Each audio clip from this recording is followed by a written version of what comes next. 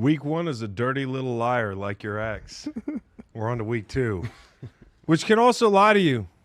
People at home, welcome to the show. Welcome to the Greenlight Podcast. Welcome to our live show extravaganza. I am joined to my right by Dr. Fax, Nolan Mert, Cowboy Reed. On the TV screen, it's Beau, who just had to dress up his Greenlight sports coat. Is that even a Greenlight sports coat, bro? Did you get your issue gear? This is a tux, actually. I do not have issue gear yet. This is a tuxedo, Chris. Thanks for asking. So you are in that wedding phase of life that ended for me a few years back, mercifully. And so you got like a tux on deck. Probably used it like a week ago, didn't you? Literally about a week ago, yes. What do you call the thing on your neck? This is an ascot. Thanks for asking. An ascot. It's refined. I'm a man of taste and culture, unlike all you other hooligans on this fucking podcast. So let's try to dress it up a little bit for this Monday show. Okay, and you did. Shout out to Charlie and Tanner in the back. Listen, we work long and hard to be ready for this show to give you guys as a team what we think is the best football analysis that you can get on a moderately successful podcast like ours. And that involves some late nights watching ball. And last night we were up late watching ball. And this is what it sounds like to sit and watch ball with myself, Nolan, and Reed at 10 p.m. at night after a full slate of Week 2 football. By the way,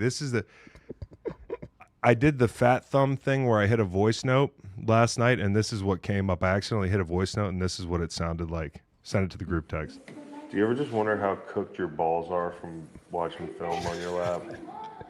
Oh, yeah. Probably totally cooked. Just fucking microwave. Yeah. I mean, look at Reed. He's getting it to the scrote right now. All of his editing. To the scroll. Cowboy. You ever think about how cooked your scrotum is from having the laptop on there for? It's done. Toasted. I'm like, sometimes I move it like to my knees, Yeah. and I can't see. Every once in a while, and I do the same, but I need like a floating desk, like that ties around the back of my head, dude. dude, Emily, you just need to wear a cup. Yeah, or like. Let me put on my laptop. Yeah. So, anyways, that's kind of what it's like working with us mush brain individuals at 10 p.m. Full slate of games. Have a left-handed cigarette and catch a field goal fest last night in Minnesota. That's probably where we will start. You guys really at home should think about that, though, putting your laptop all over your twig and berries every day. Whatever line of work you're in. Nate's looking at me like, what the fuck? But you should look at it too. What's that? The radiation coming off of your laptop, bro? I don't use a laptop. Oh, you life hack. I like my balls. Chris, you got 3 kids, man. You got nothing to worry about. No, I know. You know? Anyways, here we go. Let's talk about Sunday Night Football. That is the first order of business. That game was a proper, I wouldn't even call it a rock fight. Do you know how hard it is for somebody like me to pick up on the fact, and I've been doing well, shout out to Macon who went 5-0 in the locks this week. I think I went 3-2. One more Jonathan Taylor dump down would have been great. I'm 8-2 on the season, and I'm dumb enough to look at the slate and say every under hit last week, it's going to be all overs, and the only over I give out. Do you know how hard it is to pick the one game that actually went under yesterday? 7 fucking field goals. So take a bow. What's the guy's name? Parker Romo. Worst seat. First order of business giving out a worst seat in this game. Young Wei Koo, who's been a little bit embattled in Atlanta as a kicker, and then Parker Romo comes out there, meets Leonard Floyd at the end of the game. He's like, nice to meet you, bro. I just hit like 7 field goals. I'm the kicker. I seen that. You know what I'm saying? But that's indicative that people don't realize is just how players it's a revolving door in the locker room. Like, especially for the next like couple of weeks in organizations, it's a real revolving door. And you might see a guy like half a day, like, because they bring kickers in, like, and they might be in the locker room and they might go do a workout somewhere you don't even see them, and they might be on the team in a few hours, or they might be on a flight back home. So all you got to do, in the words of Matt Prater, is swing your leg, bro. Just swing your leg. So that was huge. I mean, him hitting those kicks was huge.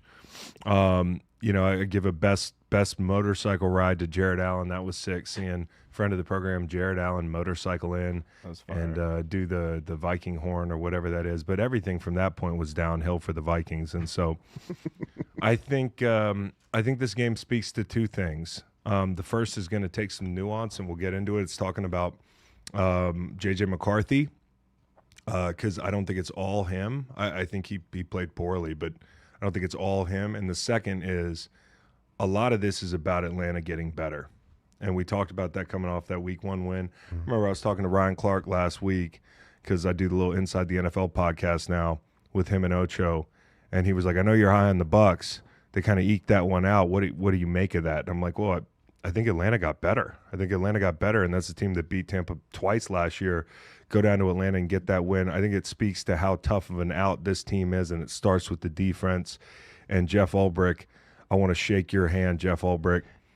You have got these guys playing great, but let's start with J.J. McCarthy. We can finish with Atlanta and give them the praise that's due. Fellas, are we panicking about J.J. McCarthy? No.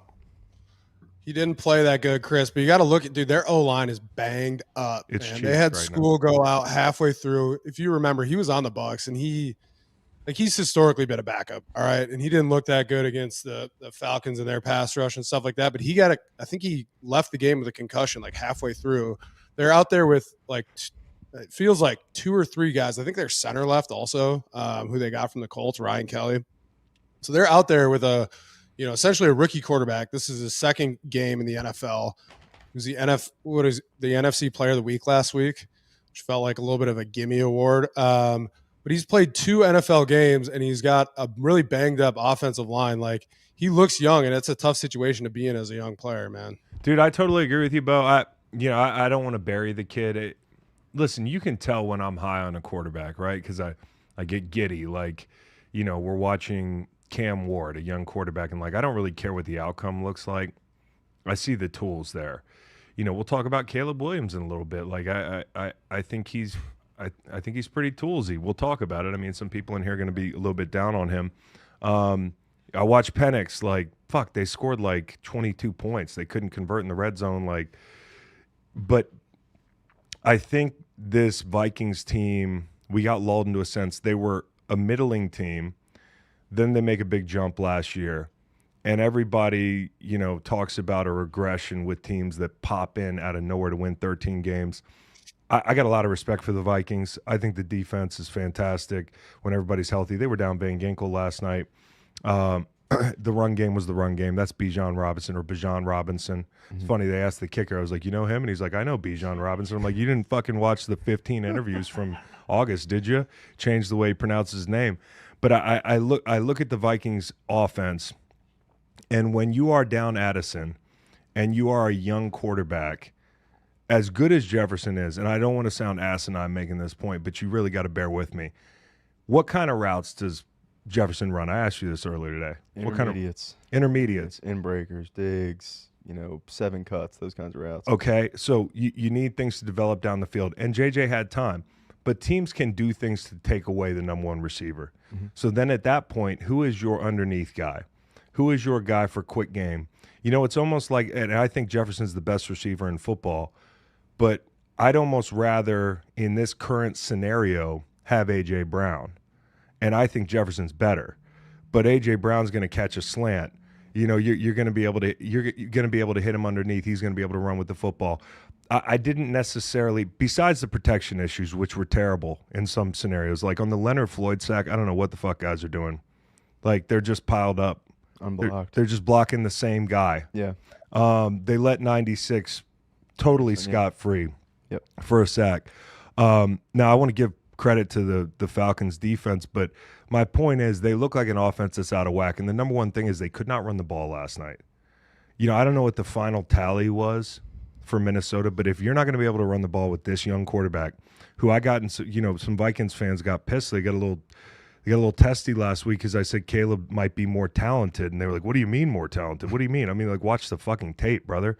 The point I want to make 78 is yards for the 78 yards rushing. Yep. It went about 4 yards a pop. Yep.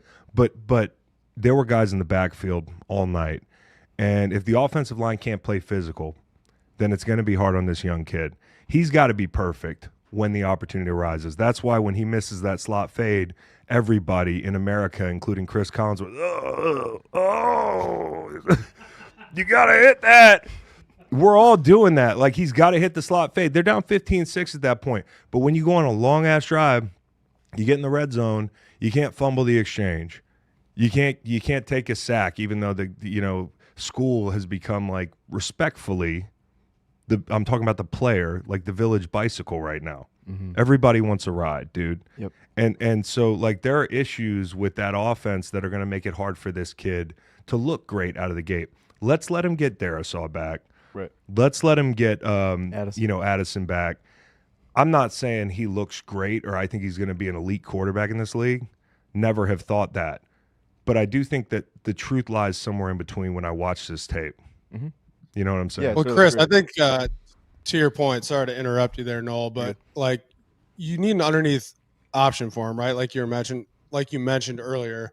And I think a great one would be TJ Hawkins. It would be. Right? Yeah. He had one reception, 12 yards. You know, it felt like he hasn't really gotten back to prime form after that injury a couple seasons ago.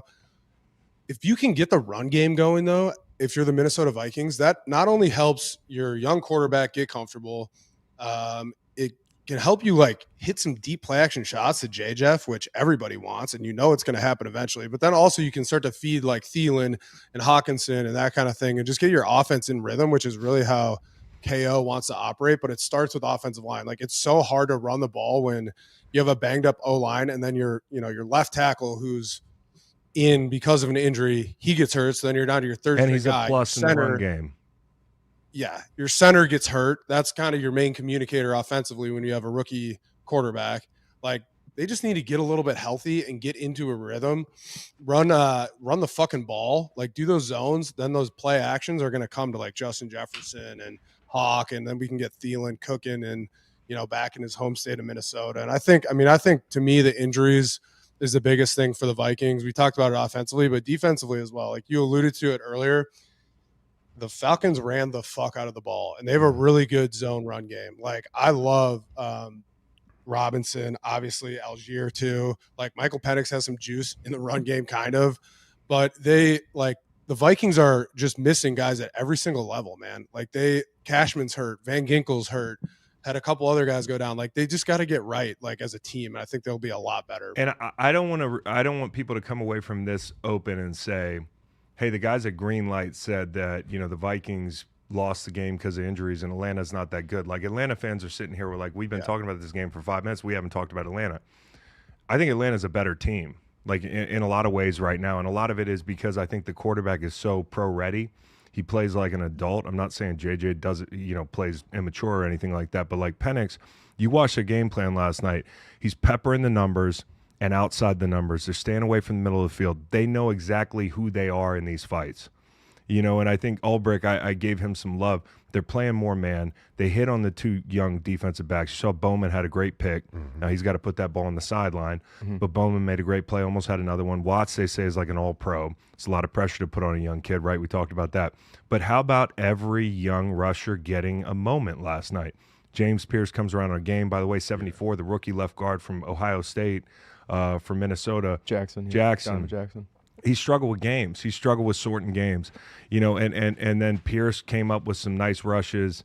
Walker had a great rush in the red zone, dude. I think a lot of people thought you'd wait to see him win a clean one-on-one until like halfway through the season, because there was a sense that like it was almost like a year where, not a redshirt year, but they were gonna like bring him along. Mm-hmm. He had one of the cleanest wins I've seen the rookies have in Atlanta. So I think the fun thing is, they're hitting on the young players, and Ulbrich has all the other guys who are already there playing sped up because they attack. And I love watching their front right now.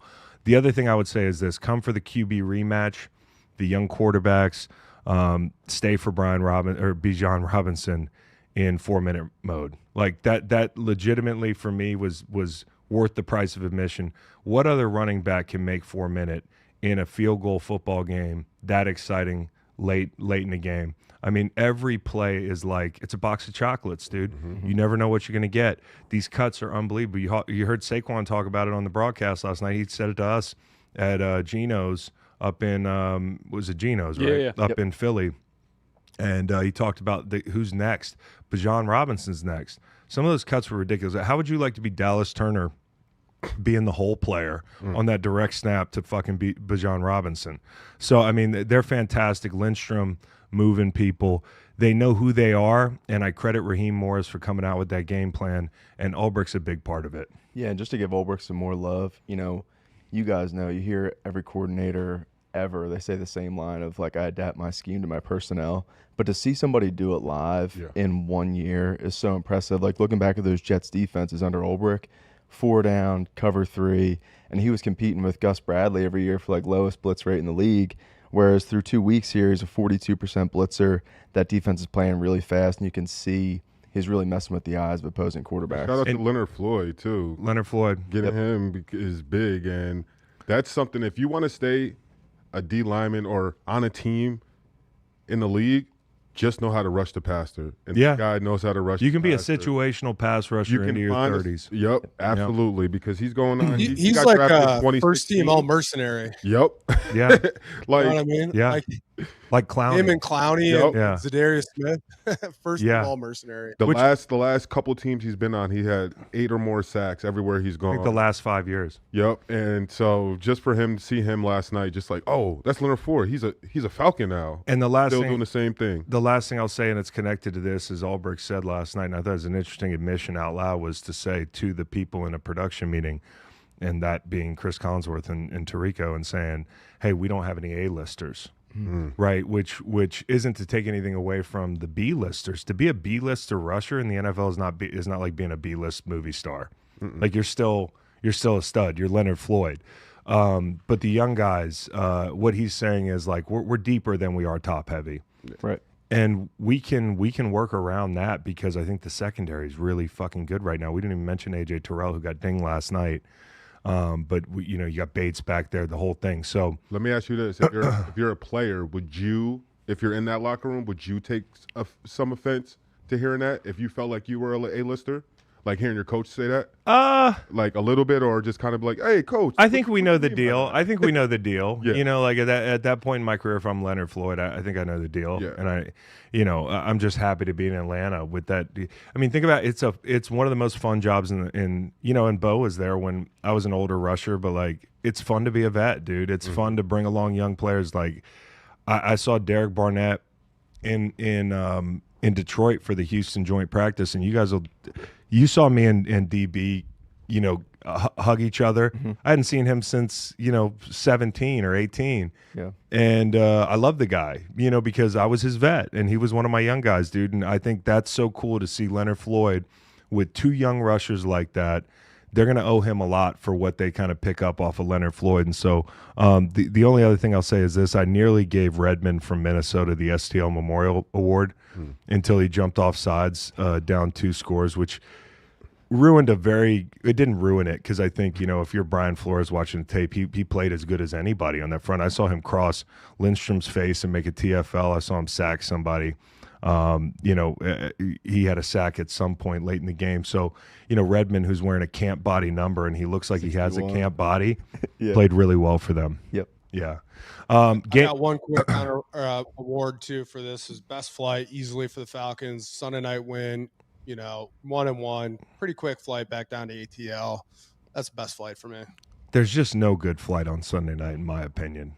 It's just late. Yeah, but that's like, that's like an hour and a half. It's not too bad. It's not too bad. And you get a win, which is also wild. An hour and a half. And you can get off the plane and go to Magic City for some wings. You can. You can go there for some other stuff too, but we were just there for the wings. All right, so game of the week. Philly takes Arrowhead again, dude. Yeah,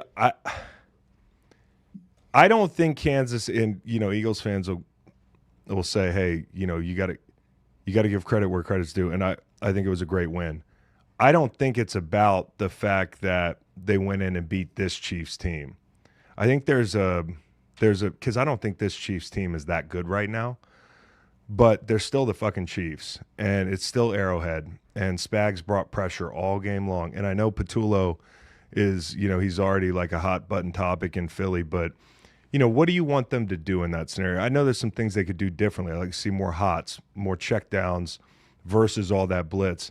Did a lot of late rotation, brought pressure, and they played zone behind it. And I think that was the formula in this game, a lot like Raheem Morris knew what time it was in the game. I think there was a confidence on the defensive side of the football that said, hey, this isn't going to be a 35-34 game.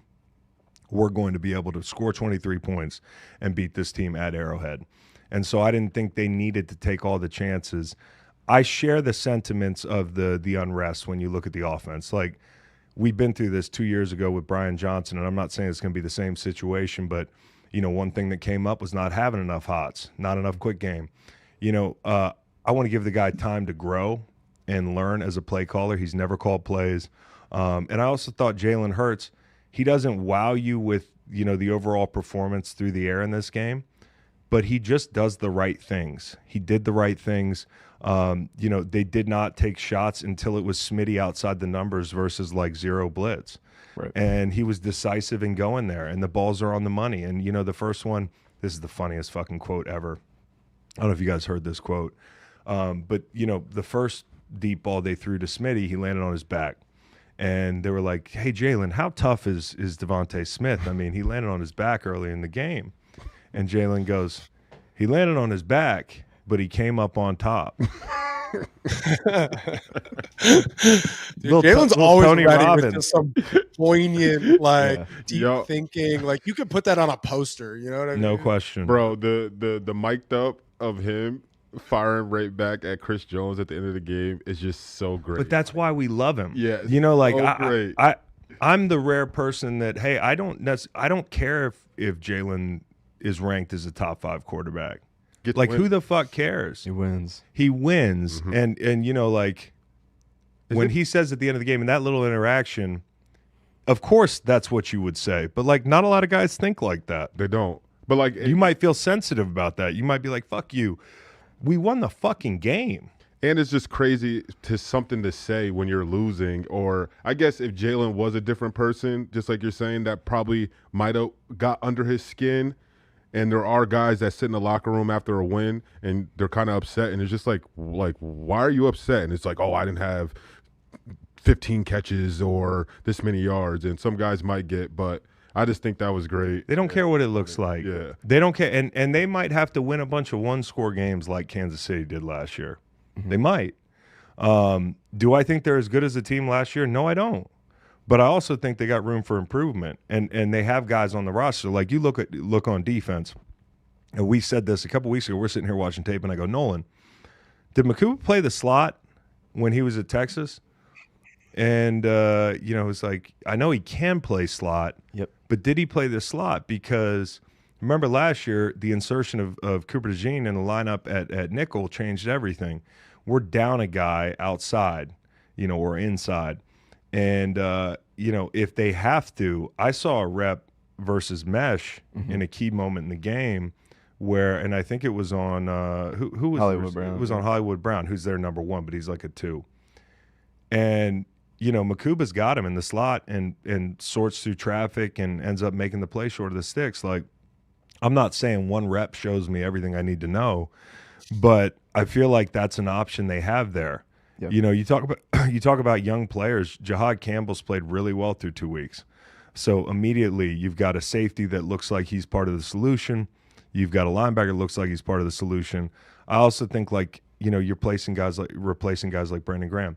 Nolan Smith is going to be the new BG on this team for a long time because you look at BG, might not have gone to Pro Bowls and might not have had 15 sacks a year, but he was a hell of an all-around player. Mm-hmm. He'd set an edge. He'd get rush for you. He'd get pressures when you didn't realize he was the one that affected a throw. Yeah. Nolan does all the little things. I absolutely love him. And on 4th and short, made a huge play in this game. You had Zadarius Smith. We didn't even get to see Tank Bigsby play yesterday. Right. So they're going to do things to improve. We talked about Kansas City being a little bit more handcuffed with their cap situation. I don't know if there's a worse group of receivers in the league outside. Really? I think so. No, I mean, anybody going into the season, I would throw out the Browns, but I think in this current form, I would take Judy and what Cedric Tillman's put on tape over the first 2 weeks. And I even like the Saints are probably the next closest, and I'd still take them over. I'd take anybody over that Saints group. Sure. I'd take anybody over that group. And so, like, as you look at Kansas City now, in this new era of Kansas City football, not only are they doing a lot of things that I'm not accustomed to seeing them do to hurt themselves. Like, obviously, the game comes down to a pick at the goal line. You know, it comes down to Travis Kelce dropping a football in the red zone on a little pivot route or whatever it was. Like, they've run that a million times. Yep. And, you know, credit the Eagles for taking it the other way. But, like, the mistakes they make, Mahomes overthrowing Thornton. And I think that also speaks to something with him. Like, he gets frustrated. And so, remember when it was like a cardinal sin to blitz Mahomes? Right. I don't think it is anymore. Not with this group outside, because he's looking for the home run ball. He's trying to get it back in one play. You know, I think it'll be interesting to see how defenses play him now. And the other thing is this, when it comes to the details, I saw a stat yesterday, and it's not a revelation that the Kansas City Chiefs have been middle of the pack the last 2 years, and it's felt like bottom of the pack because of who they are and the expectation. The details have not been as good since Eric Bieniemy left. And I'm not saying it's a Matt Nagy issue, but you know, the one thing that Bieniemy was known to do was getting guys shit when things weren't good on the details. And I don't think they have a guy like that right now. And it shows in the way they play. So they got a rough road ahead of them. I don't know. Mahomes hero. Worried about them down the stretch, Chris? Because are you worried about them down the stretch? Because I mean, what, they haven't been 0-2 since 2014. Feels like last year they the last time they didn't make the beginning playoffs. of the year, like they were winning games, but they weren't. It doesn't seem like they were that much better than the team now. But like when you have Andy Reid, you have Patrick Mahomes, you have Spags. I just feel like they're gonna get it figured out. Hey Beau, I'm with you. They'll figure it out at some point, but let's see how deep the hole gets. You know, look who they have the next month of the season. You know, 12% of 0-2 teams make the playoffs. Now, I don't think it applies here. I got to see it to believe it. Like, we've seen the Chargers play one game. You know, Chargers play one game. And I got a lot of respect for the Chargers. I think they look really good. They look like the best team in the division right now. But when Rice gets back, when the speedster gets back, when they figure some things out in the secondary, like how do we want to play? Like they had to play without Fulton for a while last night. I think at some point they'll be fine. But I don't know that they're like a Super Bowl contending team the way they've been the past couple of years. Yeah. Because they're going to have to go on the road. Now, they went on the road a couple of years ago and won it, but this team, the defense is not the same. Right. You know what I'm saying? Go ahead. No, you go ahead. No, I asked Nolan, I asked Nolan this last night, and Matt Roth actually mentioned this in the chat. But is there a team out there that could be sellers to Kansas City, specifically on wide receivers, maybe Green Bay, if they have a surplus? Green Bay just lost Jaden Reed, so you know I think they're going to stand pat probably, and I also think for a contending team you probably don't want to, you know, Charlie's holding up the Tyreek sign again, but I don't think you can afford him. Yeah, the biggest thing we're against the Chiefs with picking up another player. They got $3.1 million in cap. It's going to be tough to fit a real playmaker under that number right now. So when I say they're kind of stuck, that's what I mean. And they're at the mercy of Rashee Rice coming back and Worthy coming back and those guys. But even when they come back, I haven't seen this team run the ball with any efficiency. Now, one thing that changes is if you have a vertical element, maybe you get more too high looks. You know, maybe you have some lighter boxes to run into, and the screen game gets going as well. And a vertical element, sorry, Nate, a vertical element who can do things beyond just that vertical piece. Like the thing with Tyquan Thornton, he's getting some targets down the field, but his route tree is run straight. It's a palm tree. Like there's no branches. Like route there's nothing. Tree is a palm tree. That's the problem with him. So Indeed. They with speed like this, I don't need to run no routes. Right. Yeah, well, I just get open. No, they need somebody to run some damn routes because, you know, so in summation, man, the Eagles did what they had to do to win this game. Is it going to be pretty for them every week this year? No. Don't get so fat and happy off of last year that you can't enjoy a win like this. Right. You know, I think that's my point. It's like when you say to Eagles fans at the beginning of the season, it's not going to look the same as last year. That doesn't mean they can't win it.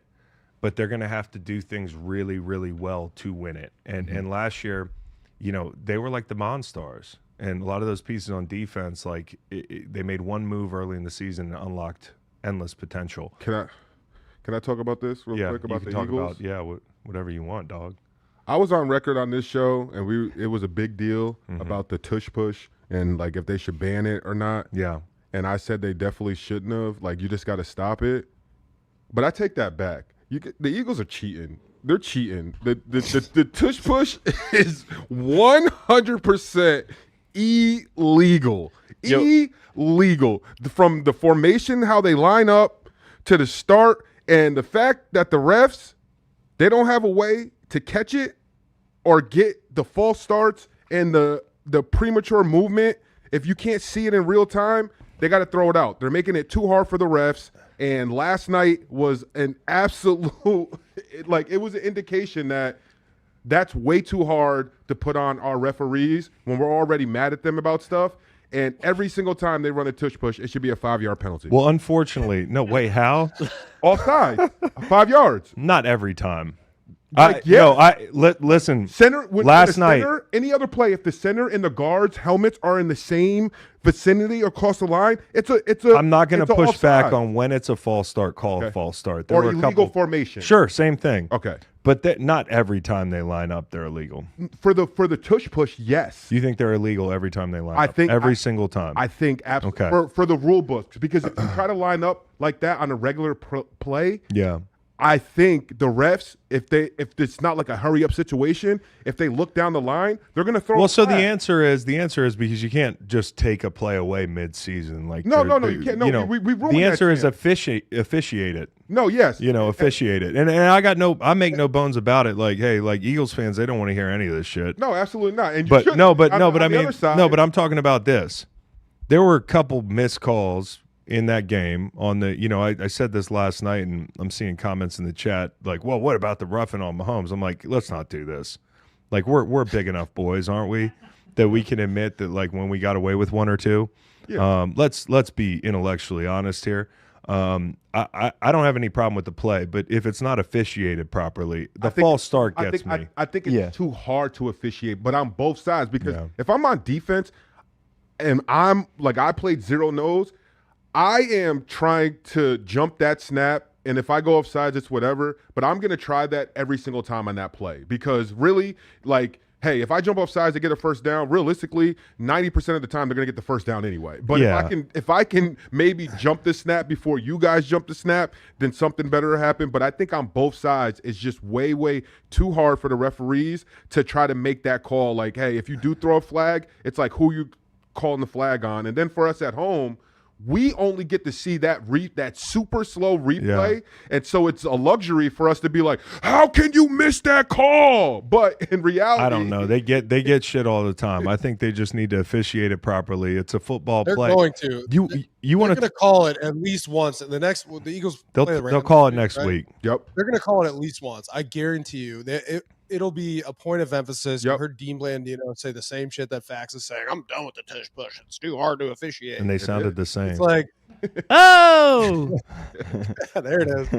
The refs are definitely going to come back and call because Rodgers' panties are in a bunch about this, and everyone's making comments about it on social media. But the bottom line is, it hasn't been banned. Facts. No, I love it. No, for the Eagles, the writing's on the wall. Why are you snitching, bro? I think the Eagles, they're doing what they're supposed to because we allowed it. They tried to get rid of it. We allowed it, and what do? You got to keep pushing the envelope, and that's what they're doing. As for until it stops, and if it's a play that's helping them win and extend series, absolutely keep doing it. But playing devil's advocate is cheating. As for the play is not cheating. If you break the rules, it's cheating. Now here's as for the play, false start's cheating. Yeah, I mean, they're not false starting every time. I'm talking about one super slow-mo clip on social media, bro. May I, though? No, it's clear false start. But may I? Yeah. But not every time. I got to call it both ways, dude. And if you got a problem with that, maybe try a kids podcast. Here's watch other teams try to run the fucking play. Watch the Vikings try to QB sneak last night. It looks like a The different. Bears got stuffed on one too. It looked fucking terrible. It looks like a different group of people. It looks like that's arena football. And that's why I respected it. Because they're doing things well. I get it. Like, you have to practice it. You have to know how to do it. Yeah. Absolutely. QB's got to get in the squat rack. Maybe that's the conclusion. That kind of. It must be that's what it is. It must be that. After one of those pushes, though, it doesn't. Jalen getting up out of that pile, and it's just his face is like, God. Yeah, that's Nate, that was brave. That was brave of you to bring that up, because the chat, Fran Curran says, Nate, that's rage bait. And then Trevor said, hate, that's pure hate. Brand.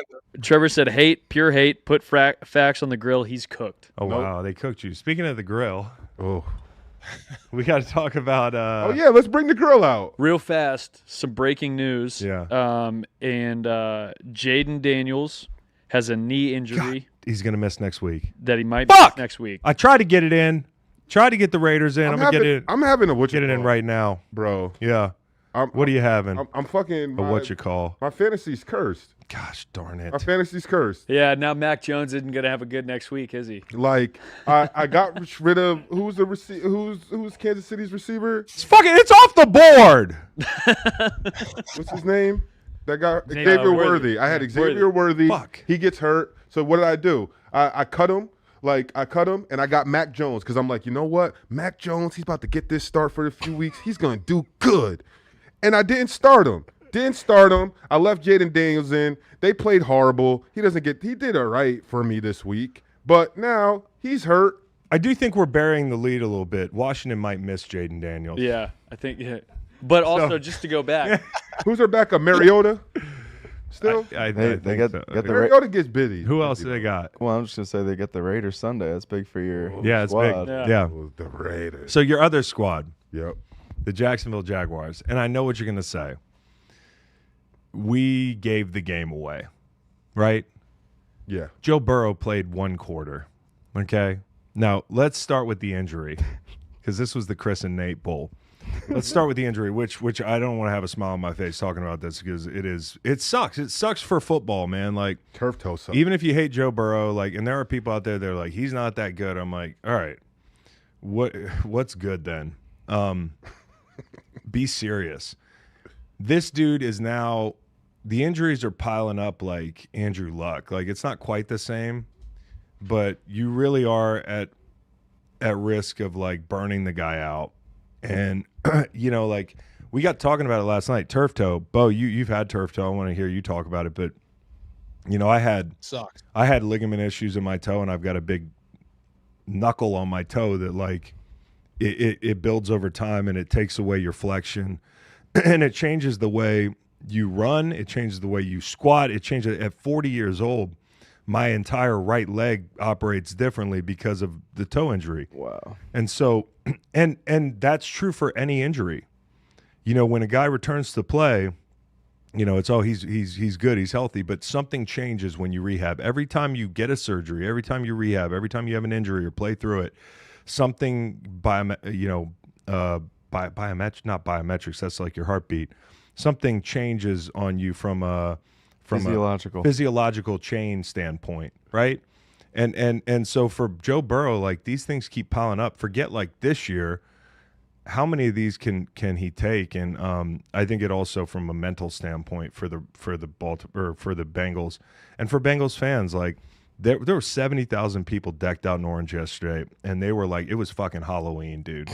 I saw, you said creatures. They got some creatures in that stadium. And they were like, we're 1-0 in September. Here we go. If we can win this game, it'll all feel better. Well, this was the one situation that could have rained on that parade. Beau, what did it feel like to have turf toe?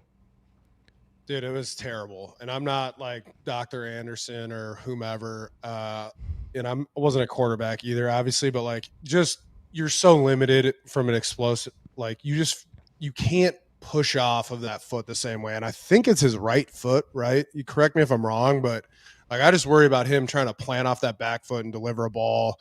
It's one of those injuries that, like, even if you have it surgically operated on, it's one of those lingering injuries, like you said, Chris, that you just deal with for a long time. Like I feel for him, man. And then, just watching him walk off the sideline so slowly, like no cart. Heard some rumors that the Bengals don't even have a cart or whatever. That's my worst seat is just watching Joe Burrow limp off the field there being carried into the locker room by the athletic trainers. It was the worst seat. Feel for Joe Burrow. It sucks for him, and that injury is fucking boring. So there's a lot going on here. Number one, I want to apologize to the nation for getting Fox News last night. I like a boomer. I took the cheese on the Bengals don't have a cart thing. I was overstimulated. I was rushing into my live Your breakdown. balls were cooked. Look, have we seen the cart? And I know it came out. Yes, and they have a cart. Practically speaking, hand up. They got me with the. Bro, you got to at least drive it out and have them wave it off, so you can at least prove that you do have some plausible deniability. Because when I got hurt, they were driving the cart out, and I waved it off. I know. I think he waved it off camera. But that looks. Yeah. But next thing you know, they're gonna be. This is the Bengals cart. Yeah, that's the Bengals cart right there. That's really good. I would have respected that even more. Like adding insult to injury, literally. No one would it. Yo, limping off on a toe injury is adding insult to injury. Yeah. I feel like. No, I would rather limp off than get carted off on that fucking. Okay, so there, bobsled team. there's a lot of stuff going on right now. Number one, I got Fox News. Number two, and now they're going to start they're going to do like old people fraud to me. They're going to start targeting me and calling me like investing in coins and shit, So, big news here. Vikings quarterback J.J. McCarthy has been ruled out for Sunday's game versus the Bengals due to an ankle injury.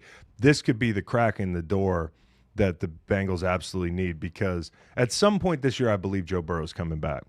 Okay? At some point this year. Charlie says no.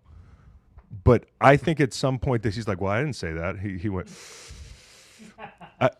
They said at least 3 months. Okay, that if you do the math is, depending on how you look at it, is 12 weeks, right? The thing about months are, though, that there's more than 4 weeks in a month, which is totally fucked up. And I look at this and I'm like, if he comes back in December, where do they have to be to make the playoffs? Like, how many wins is it going to take? When Browning has played before. He's played in 2023 late in the season. Hey, they're going to play the Vikings. He beat the Vikings at home, right? In overtimes, threw a couple touchdowns in the fourth quarter. He's had his moments. But what if I told you I have a take, more of a second opinion? What if I told you could still have Joe on Sunday? What would you say? Trade for Joe Flacco. Trade for Joe Flacco. He has not been part of the solution necessarily in Cleveland. There is no solution in Cleveland. The solution. I got a solution. The solution in Cleveland is to accrue draft capital. Kirk Cousins was staring longingly last night at the Vikings sideline. Like, if I was here, and there is Jimmy G, sure, but I just can't. Hey, Boo. I can't get the Joe Flacco playing catch with Amari Cooper out of my head from a couple years ago. He's the ageless wonder. And, I don't know if they feel confident enough in their head coach to be like, let's throw more draft capital at Zach Taylor. But I think it's more about, like, Joe's window. And if you want to be sitting there in January somehow with, like, a guy who could be the face of the league, watching football in the same place I'm watching football on the fucking couch, then by all means, roll Browning out. And I know he's experienced and everything, and I'm going to pull for him. But I think the Bengals I saw last night score 20 points a game in the starts that Joe's not out there. So, like, you have to find a way. And if Browning's going to play, brother, I know you sit next to Joe Burrow in meetings every day and watch him do things. But, like, the rules for he are not for thee, my brother in Christ. You cannot try to make Joe Burrow plays. Avoid the middle of the field if you can. Use the sideline when you're taking shots. A little bit more quick game. Get the run game going, screen game. But for fuck's sake, he can't turn the ball over like he did yesterday. That almost single-handedly lost him the game. I think there's a way but it doesn't look pretty. Look at their next month. Look at the next month. The next month, their schedule, I think they have the Lions. You mentioned Minnesota, which becomes a little bit more of a softer landing spot for Jake Vikings, Broncos, Lions, Packers, Steelers. Oh, so they got 2 layups the next couple of games. Who are the layups? I mean, the Vikings with who's their next quarterback? Carson Wentz. Oh, so maybe. Dude, that's a fucking upgrade at this point for the Vikes. Yeah, probably. I was just about to say Kevin O'Connell is gonna have that Wolverine meme of him looking at Sam Darnold's picture, like, dang. Yeah. No, I know. Which is crazy because I don't think that, though. I think it's early. I think Carson's going to have some super vintage Carson plays this weekend, which are like. But I'm just saying, as a coach, he's going to shrug off 3 rushers and then just like throw the ball 15 yards down the field in traffic. But back to the Bengals. When Joe Burrow comes back, there needs to be a heart-to-heart about this because when he was in the game early, like, I know offensive lines in the NFL aren't perfect. Not everybody has an Eagles offensive line. But, and by the way, going back to the Eagles, the guard play right now makes me a little bit nervous, just to say that. Like, Dickerson maybe a little bit dinged. Steen, he's fine. But when we look at the Bengals offensive line, Ford was in the game. He was getting abused a little bit. P. Ryan missed a blitz pickup. Risner gave up the sack that hurt Joe Burrow. This has been a long-standing tradition there. And I think part of it is this. They love to spread it out and go 5 wide. They like getting people out in the route. There has to be a come to Jesus moment where it's like, hey, Joe, I know you love going for the jugular every play, but your time to throw has got to come down a little bit, and you have to embrace, like, hey, we might keep a tight end in the protection. We might max up and take shots a little bit more because he's going to get killed back there trying to play hero ball. You look at, Burrow has not played behind an offensive line that didn't rank in the bottom quartile, which is a great word. The highest ranked offensive line that they've had has been 2023, 27th in the league. Insane. It's malpractice. And I know that, like, after the Penei Sewell, Jamar Chase thing, everybody was like, ooh, whoop-de-doo. Who needs a fucking offensive tackle? It fucking matters. And I worry about Joe and his entire career because this is a Hall of Famer, and you only get one window in your prime. Now, if he never gets to play again, is he a Hall of Famer? No, right? No. I love that. I love that, though. That's a great question. I mean, when people hear you say that, like, when I say Hall of Famer, I mean Hall of Fame trajectory. Okay. There are some guys that if they stop playing right now are in. I hear you. Exactly. But for guys like that, I'm like, hey, eventually he's gold jacket if things work out. Now for Jacksonville, what a scary group of receivers if they weren't so scared. Okay? Brian Thomas Jr., that's a bad deal. Conduct detrimental. And I was saying this earlier. I just feel like, I don't know if that's finable or what it is, but you can't be an NFL wide receiver and be afraid to run across the middle. Like, I mean, I guess you can be, but you can't actually. But I haven't seen that before from him. Yeah.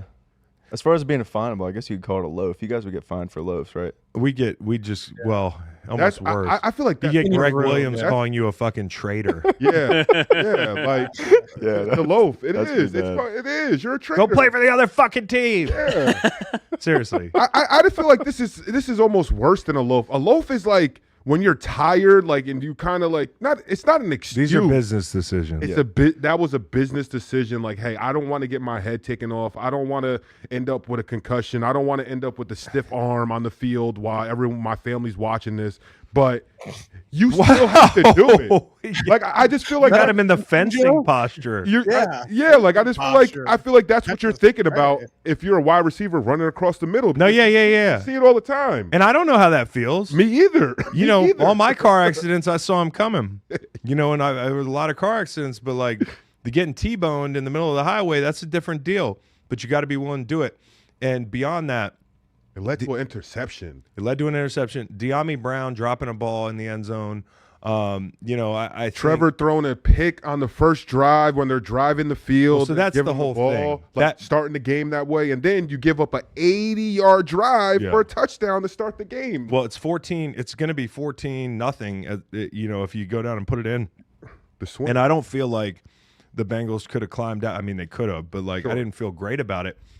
Trey Hendrickson proving his worth on the biggest play of the game. Yeah. That's the turning point of the game. Being on a defense like that, that's about to get jumped at home, and the place is going to go dead silent, and it's going to be stiff in there.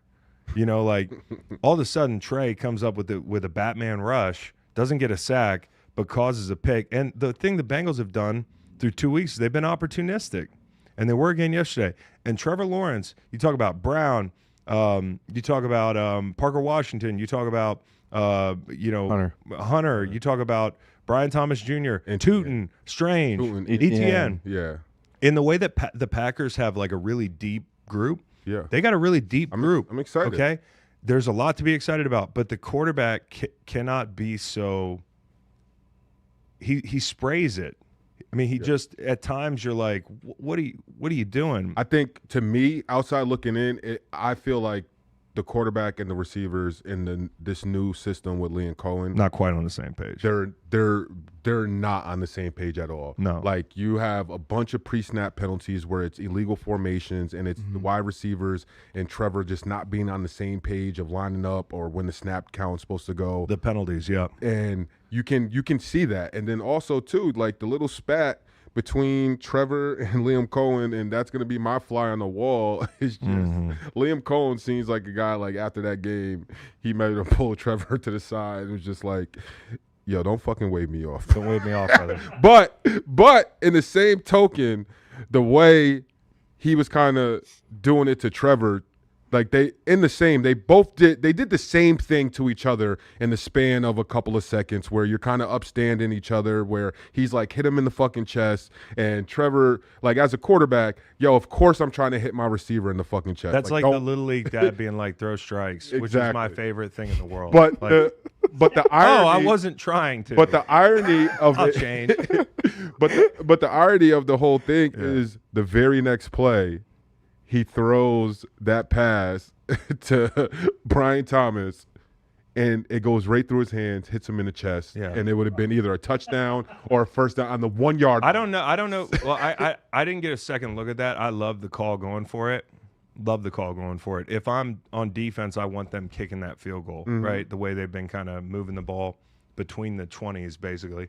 But they go for it. They get the look they want, and I think it would have been a contested play at the sticks, because he had turned his body. And I hear you, but I respect it in the sense that your coach, the coach-quarterback relationship, y'all just had that spat, and he still trusts you. He still trusts you. I don't think it's I'm throwing this play in, and hey, you're gonna make this, you're gonna make this play, and Trevor did, but Brian, Trevor didn't play awful. No, not at all. But to my point, the strength of this team, it's the weapons. And they're also running the football. Screen game looks good, right? It's going to be exciting. Yeah, Tutin's going to be exciting. He sat somebody down the red zone. But ultimately, the quarterback, to be able to elevate this group to where they need to go, has got to play a level up.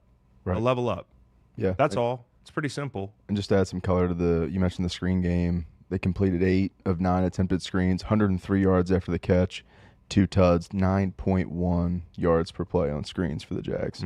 Yep. Somebody said Brian Thomas in the chat. Somebody said that Cohen said Brian Thomas is dealing with a wrist injury. Does that move you? Fuck no. Okay. Fuck no. Tell me that before the game. I think he probably did, but he expected him to try to catch the ball. You know what I mean? Yeah, so I'm but with no, you. I'm with you. If you're going to be out there. If you have a wrist injury and it's that bad, that you're going to look like that, you wouldn't go out there. Yeah. Not in a position like wide receiver. Because I think he's great. I'm willing to forget this week. Because even that. As a fan, as an analyst, I'm willing to forget it. Look, even that with a wrist, you know how it is. Even if you're if you're a wide receiver and you love to play, and even if it's being a little selfish, I'm going to play with a hurt wrist, you're going to slack off on the blocking. You're not going to slack off on trying to catch a pass or get stats. I guess. I mean, I don't know. Like I said, I'm willing to forget this ever happened if they take the next step the next week and continue to go down. Because I think it's an encouraging start for the offense. like through 2 games, I'm encouraged. I really am. And I'm encouraged by the defense. Eric Armstead, he's looking good. He does look good. And Trayvon Walker, like those Trayvon's guys, a beast. As long as they keep getting pressure, that defense, they have enough playmakers that they can stay in games and they can compete, but they just have to keep doing it. They just have to keep doing it. And Josh Hines Allen, he'll get going, and if they can string stuff together, they have a couple of guys that we can start hearing some big stats from. You didn't like the Travis Hunter PI call, did you? I did not like it. I thought it was. I feel like that's a bad call. Huh? Say it again. That's a bad call. I think that's a home cooking call. I feel like depending on where you're at. I don't like the call going to Yoshivas on 4th down. That's what I don't like. Oh, I see what you're saying. Yeah. Anyways, welcome to the Greenlight Podcast presented by BetMGM. If you haven't signed up for BetMGM yet, use bonus code Greenlight, and you will get up to a $1,500 first bet offer on your first wager with BetMGM. Just download the BetMGM app and sign up using bonus code Greenlight. Deposit at least $10 and place your first wager on any game. If that bet loses, you will receive up to $1,500 in bonus bets when using bonus code Greenlight at sign up. Then get access to second chance promos, odds boosts, tokens, same game parlays, BetMGM original bets, and so much more. BetMGM, make it legendary. You know what I think it hit me yesterday is like the 4 p.m.s, the reason they do it, it's not just geography where they do like 2 or 3 4 p.m. games. It's because as a gambler, when you squeeze the options, you make worse plays coming off the 1 p.m.s. It's the same reason why Sunday Night Football is such, it's like cash cow for the books. It was for me last night. I was like, fuck, this game's going over. Yeah, when you have less options, just be careful out there. That's my tip of the week. If you're doing well off the 1 p.m.s, just stand pat. If you're not in love with anything, the 4 p.m.s. Okay, here's a game we gave out. No doubter. Lions get back on track. Hang a 50 burger on the Chicago Bears. Best seat. I'll give a best seat to Barry Sanders, sitting next to Eminem. How cool is that? Actually, Eminem's sitting next to Barry Sanders. It's backwards. Eminem's got the best seat. He would say that probably too. Marshall. Sitting next to Barry Sanders, who is our guy. The coolest guy in the world. Signed your trading card while you were sitting there. You didn't even get up from the – we were at the Super Bowl. Barry Sanders walks in. He's on the love set, chilling. Barry Sanders walks in. It's 9 a.m. I'm working on 3 hours sleep, and they're like, Barry Sanders is here. I'm like, fuck, dude. 13-year-old me would be so ashamed that, this is the state we're in. He walks in. People are still cleaning up from the night before. Nate's sitting on a fucking beanbag. And the first thing I see when I walk downstairs is Nate, laid out, and Barry standing over him signing a trading card. Couldn't pass up that opportunity. He's the nicest guy in the world. Nicest guy in the world. He was. Worst seat, probably Jared Goff in the Lions leap zone. Did you see that? Mm-mm. He tried to do basically a Lambeau leap. They have a Lions leap zone. And, he's a little vertically challenged, and he ended up stuck. He looked like he was stuck in a human ball pit. White man can't he was just like. White man can't jump because a lot of the times that's true. Amon Brown did it in that game, I think. Well, yeah, there's a little bit of a difference there. Amon-Ra St. Brown. Well, his dad's Amon-Ra St. Brown is an SOB, son of a bodybuilder, dude. He is. And Jared Goff's got 2 white parents. Remember, Amon-Ra's dad said, it's really hard to make a pro athlete that way. And let me tell you, is somebody who beat the odds. All right, so here's going to be the biggest thing coming out of the game. We can talk about Detroit putting a thumping on Chicago and defense doing a celebration with Ben Johnson's play in the end zone. Brian Branch said, we felt disrespected. He left. I know that Goff threw some cold water on the fuck Ben Johnson chants. And Johnson, even after the game, was like, hey, what do you want him to do? He goes on 4th down. They went for it on 4th and 8 in the red zone and scored. And they put up a 50 burger on these guys. So it's proving 2 things. The Lions aren't dead, as we said they weren't. And, it's not all Ben Johnson up there. Jared Goff was fantastic. 5 touchdowns, shredded these guys. Scored 6 touchdowns in 7 red zone trips. It was one of those days for them. Franchise record 8.8 yards per play against your your old thing. You know what I'm saying? When your old thing comes in town. I'll also say this about the offense. You remember in the past we were kind of imploring Detroit to make a move for a possession receiver outside the numbers. They got their slot, they got their tight end, they got the two weapons in the backfield. Tesla, you found him. Another circus catch from the sideline. Throw him a fade. Like just give him a chance. Yep. He can make catches. He blocks his ass off. Hutch got on the board with a sack. That was great. Davenport. But let's move to the Chicago Bears, because this is where it's going to get a little spicy, I think. I read and gathered that Caleb played poorly after the game. Now, I watched the All-22 this morning, and I didn't see it. I thought he played fine. I think watch J.J. McCarthy yesterday and watch Caleb Williams. There's not a lot of intermediate throws that he misses on, and he makes a lot of throws that would be the top 5 throw of a quarterback's day. He was more on time. He grew, I think, from week 1 to week 2. They're not there yet. This team's not there yet. And I think ultimately what happens is, and I threw cold water on this last year because of the hype train, there's no doubt he's got tools, and I still feel that way. But you don't just insert a quarterback into a locker room and all of a sudden win the Super Bowl. Okay? It doesn't work that way. This roster's a little ways off. Okay? You want him to score 50? Like, is that how you're going to win games in the NFC North? I think he looked fine. I think the Bears are further behind than people thought, and that's okay if you understand what you're looking at. But if you don't, you put it all on the quarterback. I think that the Bears, their measuring stick was the Lions, and it showed them how far away they still are. And the Lions a week ago, their measuring stick was kind of the Packers from a roster construction standpoint. It's an even bigger delta between the Lions and the Bears than it is between the Packers and the Lions. Yeah. Like, there's a ways that they have to go. So, Beau, I know you looked at this game closely. Yeah, I mean, I first of all, I love the levity out of you, Chris. That's rare in this media-driven industry, Where was the levity? The levity. I think like Caleb Williams is so polarizing. People love pop quiz. What's levity? Levity is just like, just nice. No. He doesn't. He's laughing. I don't know, but I would have tried to explain it if I didn't. Levity is more like keeping it light, having fun. Like humor. Well, I love that too out of you. Anyway, what I was saying, I love the levity too. It's good job keeping it levititious. What was I even talking about? Oh yeah. Caleb Williams, right? So I think the interesting thing to me is, you know how it goes with the beginning of games offensively. Like, you have a script, okay? Yeah. And a lot was made about, in the first game of the season for Caleb Williams with 10 for 10 or whatever. Like, there's points early in this game where he looked really good. They got a little behind early. A fumble kind of derailed them, but there was a stretch where they looked really in rhythm. Like, it seemed like he was following Ben Johnson's script. Like, they had their plan and they were sticking to it. And I'm like, okay, like, I see this. Like, I'm loving what I'm seeing out of Caleb Williams.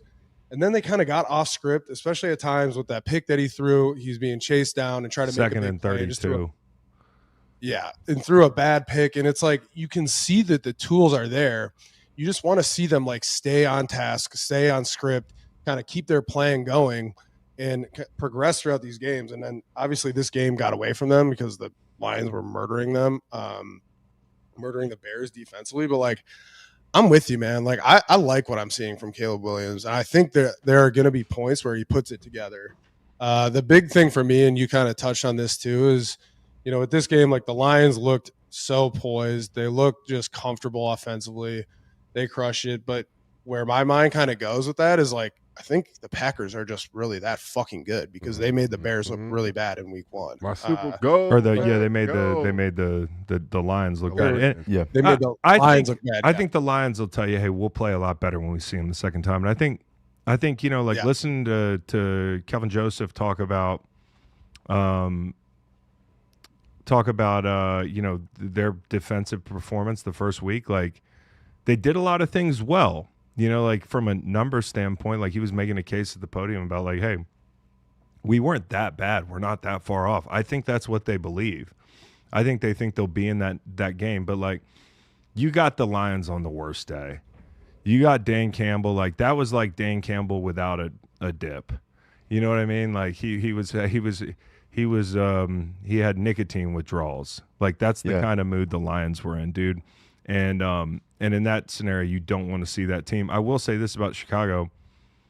They ran the ball well. They got on the perimeter, ran the ball well. Beau, I'm sure you saw that. Like, I honestly think this is one where people are going to look at the scoreboard and blame it all on the quarterback.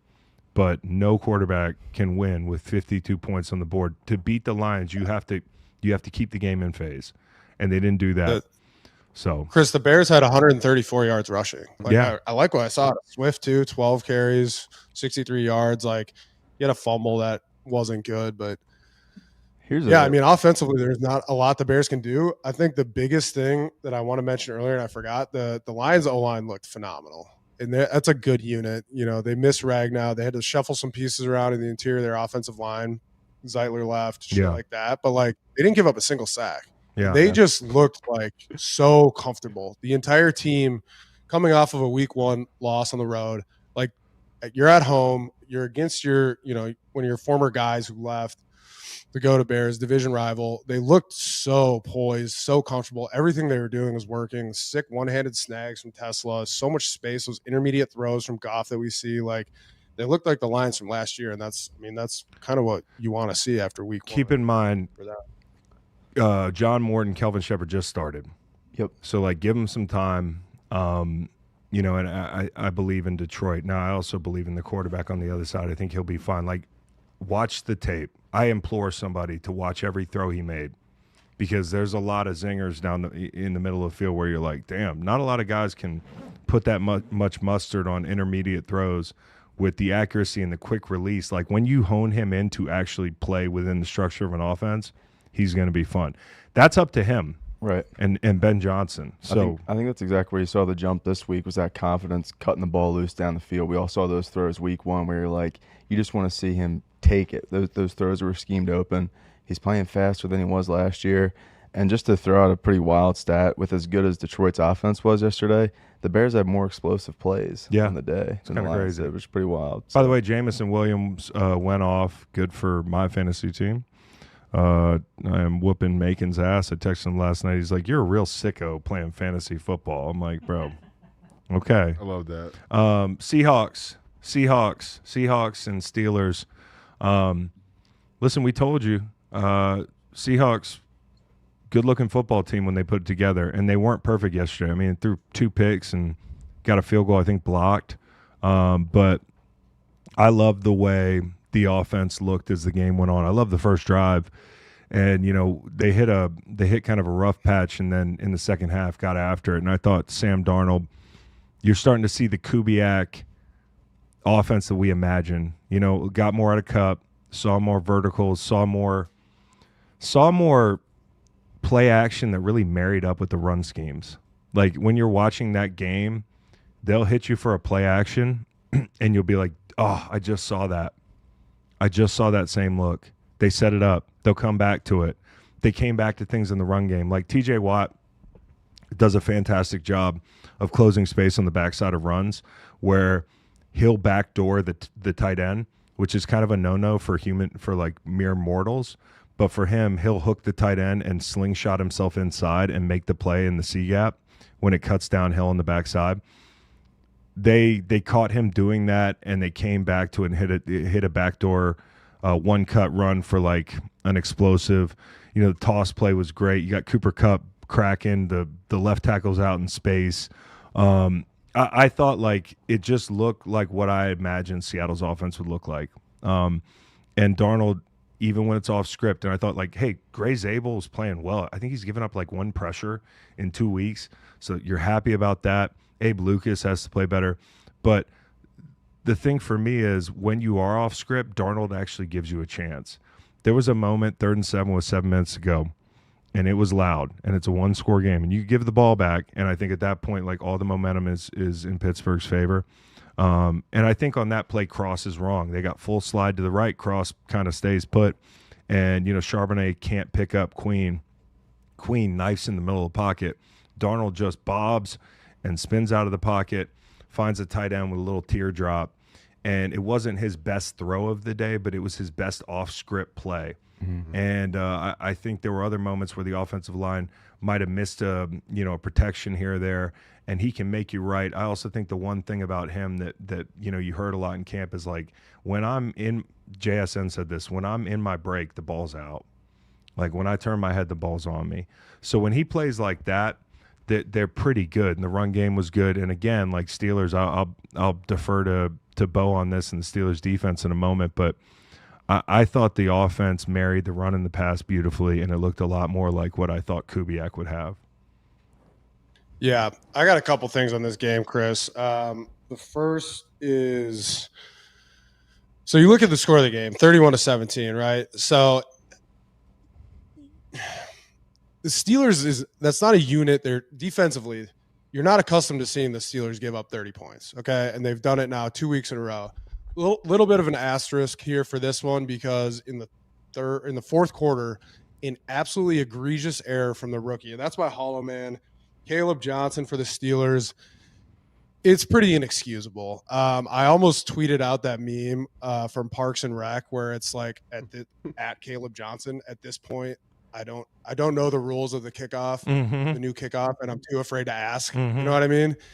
But it's like, how can you have that happen? I mean, that's pretty bad. So that was a huge swing in that game. Like, this game, even though it's 31-17, was much, much closer in the fourth quarter than I think people realize. And it was a pretty good game. Like, I'm pretty high on the Steelers. I'm actually very high on the Seahawks, even after that week 1 loss to the Rams.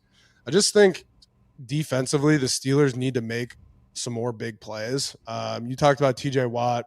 I think he's kind of one of those guys where, like, they come in bunches, and you want to see him make those big plays that he's obviously been accustomed to making all year. But I mean, I like the Steelers. I think that this is a tough loss for them, but it's like, it really comes down to that one mistake on that kickoff, to me, is what absolutely killed them.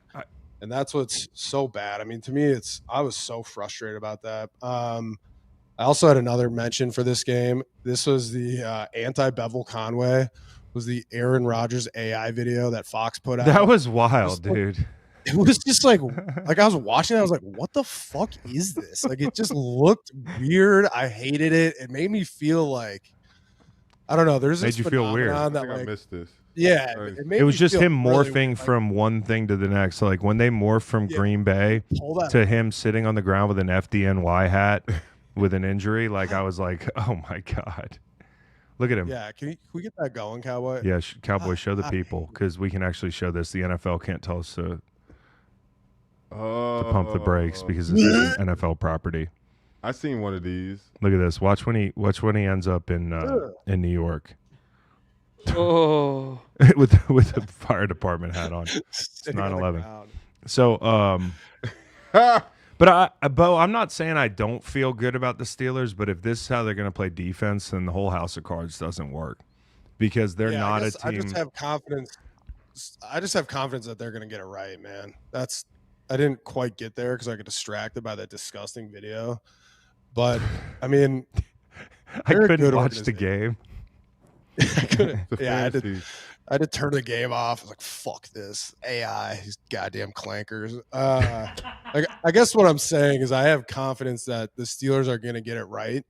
And, especially defensively, like, they have a pedigree there, and I think they have the players, more importantly. They also have a lot of fucking baller Wisconsin Badgers on that defense, and so I want to give them the benefit of the doubt. But no, I think they're going to get it right. I think it basically boils down to a critical mistake in the fourth quarter by a rookie who is, I'm sure, having a tough film session today. But I think the Steelers are going to get it right. The more, I think, interesting question that I have for you, Chris, is like, I think how do you feel like the NFC West is going to shake out? Because the Seahawks are better than anticipated, in my opinion. I think the Seahawks I picked the Seahawks to win the West. I don't know if they can beat the Rams. Like, part of making that pick was like baked in Stafford's health. I'm not sure.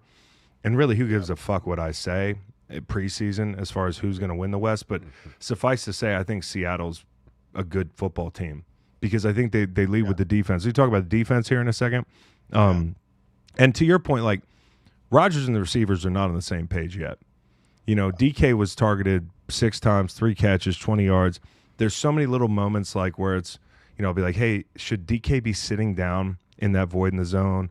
Or Rodgers throws an out and it's just, you know, outside somebody's outstretched arms, and you're like, well, I don't think he missed that throw. I think maybe it's something with timing. You know, the good news is Rodgers is absolutely moving better.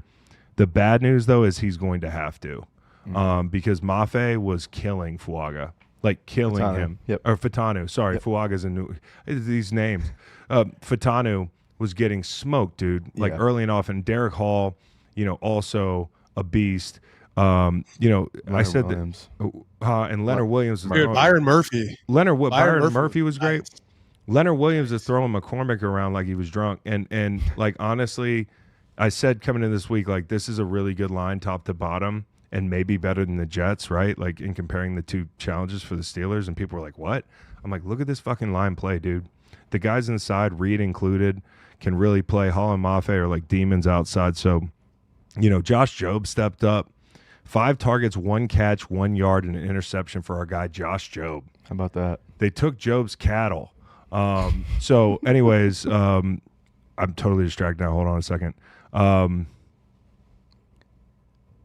Steelers 30 points twice last year. Wow. That's going to be a problem. That's going to be a problem for them.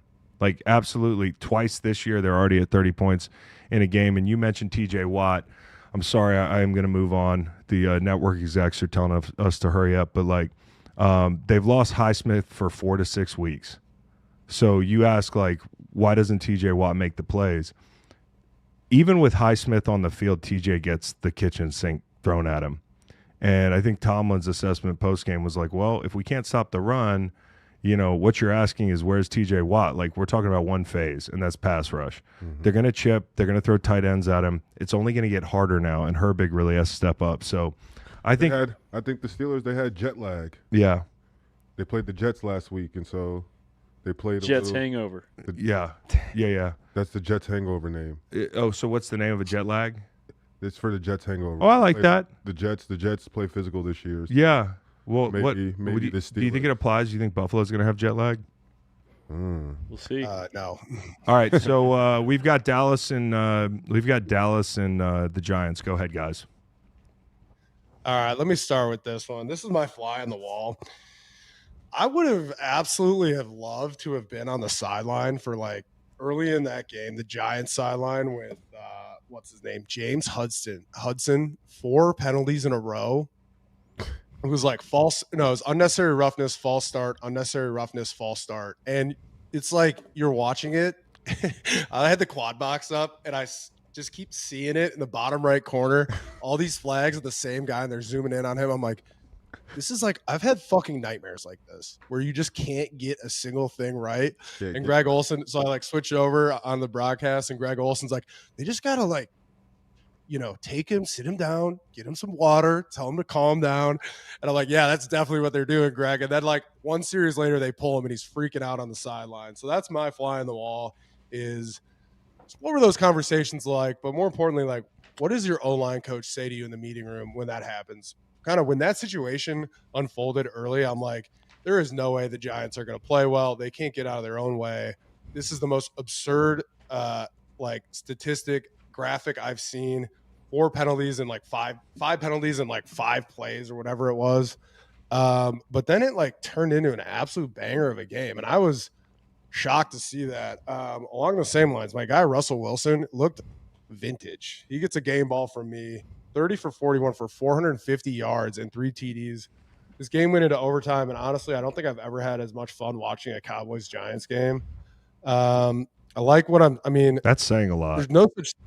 That's saying a lot because fuck both those teams. But, like, a lot of things that I liked, I'm just going to talk about a couple individual performances. Like, really like to see Malik Neighbors get going, catching those moon balls from Russ.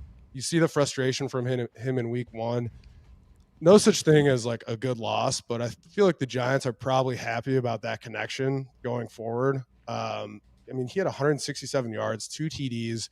The final like 57 seconds or whatever it was of that game was like really thrilling. I'm really liking what I'm seeing from Cam Scatabo too. Like, that guy is kind of a fucking dog. I love the way he runs the football. He just seems like a tough-nosed guy. Probably fits in well in New York. But, you know, the Giants just kind of kept coming at him, and they looked like dog shit earlier, especially with a lot of those penalties. And then they got hot behind Russ, and it was fun to watch. Talking about the Cowboys a little bit, like, Dak played well, 361 yards, 2 touchdowns. Was dishing it to CD pretty good, and then Jake Ferguson, a UW Badger alumni. It's just a good game, man. Like, I liked what it was. It was dramatic. It was fun to watch. Like I said, like, it was probably the best game I've ever seen between these two teams. Most entertaining for sure. Game ball shoddy. First NFL win. Somebody wrote he has 199 to go to catch his dad, but I crossed over with Shoddy, dude.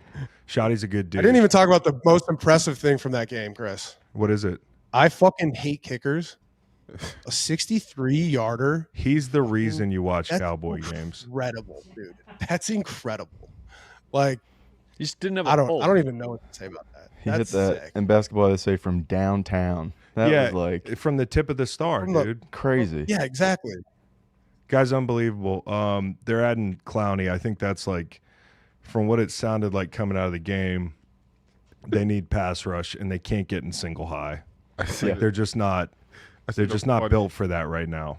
I see the funny ass meme like about them getting Clowney, and it's the Flex Seal commercial. Yeah, it's like Cowboys defense, and it has a hole, like it has a jar, has a hole with water. Jadeveon Clowney. Jadeveon. Well, teams have been Flex Sealing Jadeveon Clowney for years. Hell yeah. That was my question for you though, Nolan's like, what the fuck are the Cowboys doing in coverage? Like, yeah, they're well, I running mean, Diggs looks and they're just crazy. not.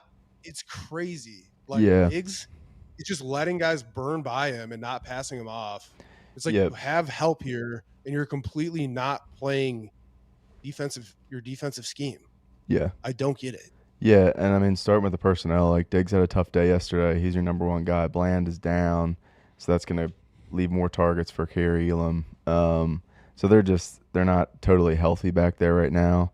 I mean, you got 450 yards being thrown by Russ. That's a tough showing. Hopefully Clowney adding more pass rush helps them. But to your point about Shoddy, Chris, I think just something that's been impressive to me about the Cowboys offense is they said all offseason we're going to come out and run the football. And I didn't look at that running back group and think, that was going to be too viable for them. But they've done it the last 2 weeks. And what did he say before the season started? Everywhere I've been, we've run the football. Yeah. And, people are like, all right, Shoddy. Right. But they're running the football. And, honestly, like, from the little bit I saw yesterday, they do a good job of moving the pocket, play action, not just letting Dak sit back there and get teed off on by that defensive line, which, if the Giants are going to be any good, those guys have to do some serious work. Right. And it was fun watching Abdul Carter. From what I saw yesterday, he's in on a lot of plays. Mm-hmm. He's a fun player to watch. Worst flight. Yeah. And it's going to keep being, it's the Giants and Dable. Like, I just feel like Dable is, like, right now to be a coach in the NFL and someone like Dable, I feel like every flight you're thinking, am I done tonight? Yeah. Like, because even if it doesn't feel that way, it's like literally you could wake up any day and they'd be like, you know what? We're just going to go a different direction. Mm-hmm. And that can be coming at any time. And I just couldn't imagine having that, like, feeling or floating through your head, especially after a loss. Because, like, now from here on out, every loss that you have, and even maybe every win, like, I don't know the temperature fully in that building, but for sure after every loss, you got to feel like if you're getting on a plane to go back to New York, you're like, damn, are they going to be waiting for me when I get off the plane? Yeah. Next game we've got is Patriots Thriller. There's never a normal game played in Miami between these two teams. I thought Drake May did some really nice things. There was one throw he made to, I think it was Boutte in the end zone. Oh man, it was like Angry Birds. Yeah, it was an angry bird. Like it was a teardrop, bro. When he caught it like under the and he put touch on balls like that. The thing I like about Josh is like the thing I like about Josh is like that guy's gonna have outlets. He's gonna be coached to work. I don't know what his progression is, but like top to bottom or whatever it is. But like when he ends up late in the down and he has nothing, he hits the check down. And there is a check down available. I think a lot of offenses could learn something from that. But they are playing the Dolphins and Dolphins defense, which is bad enough that it's catapulted them to the bottom of Pro Football Talk's power rankings. If you're into that, they're 32, which is a wild thing to think about, like how wide open the window looked for them a year or two ago. I thought the throw to Ramondre Stevenson was awesome. Ran right by the backer, put it right on him. Ran away from Judon in the red zone. We skipped the game, guys. Did you realize that? Yeah, we'll bring it up next. Yeah, we'll hit it next. So, all in all, I just think it was a good step forward for the Patriots. I mean, you've got a chance to be 0-2 in Vrabel's first 2 games as a head coach in New England. That would have gotten kind of ugly. This was a big moment for them, albeit against a team that's not very good. But again, when they go down there, it's never easy. The other thing is this. I look at the 2 rookie offensive linemen, and those guys played well. The more I watch Will Campbell, I really get it. Like, he's got a really good anchor. And by good anchor, I mean, like, he's not built like a guy who you necessarily would think would just be like a huge dude that's going to be, he's going to stick you in cement. But when he clamps down and anchors his feet, he's got good back strength where he just holds rushers up. He doesn't have the longest arms. We're going to talk about that probably all the way through his rookie season. But the guy can play. And so when you hit on both your offensive linemen up front, that's pretty good. Now, kicker, when you talk about drafting kickers, okay, this guy's been having a tough run through 2 weeks. Was able to make some big kicks down the stretch, made a big kick down the stretch. And I got it as a sidebar. Is it not the hardest time to be a kicker well, maybe not in the history of the game because games, kickers used to kick outside. Now most of the kickers are kicking inside. But what got me thinking about it was this kicker's such a, what generation is this? Gen X? Z? Or Z? What is it? Z or X? Gen Z. Okay, like, guy's got swag. Like, he has, like, he's wearing, like, cool number. He's got, like, tattoos and shit. Like, he's a cool-looking guy.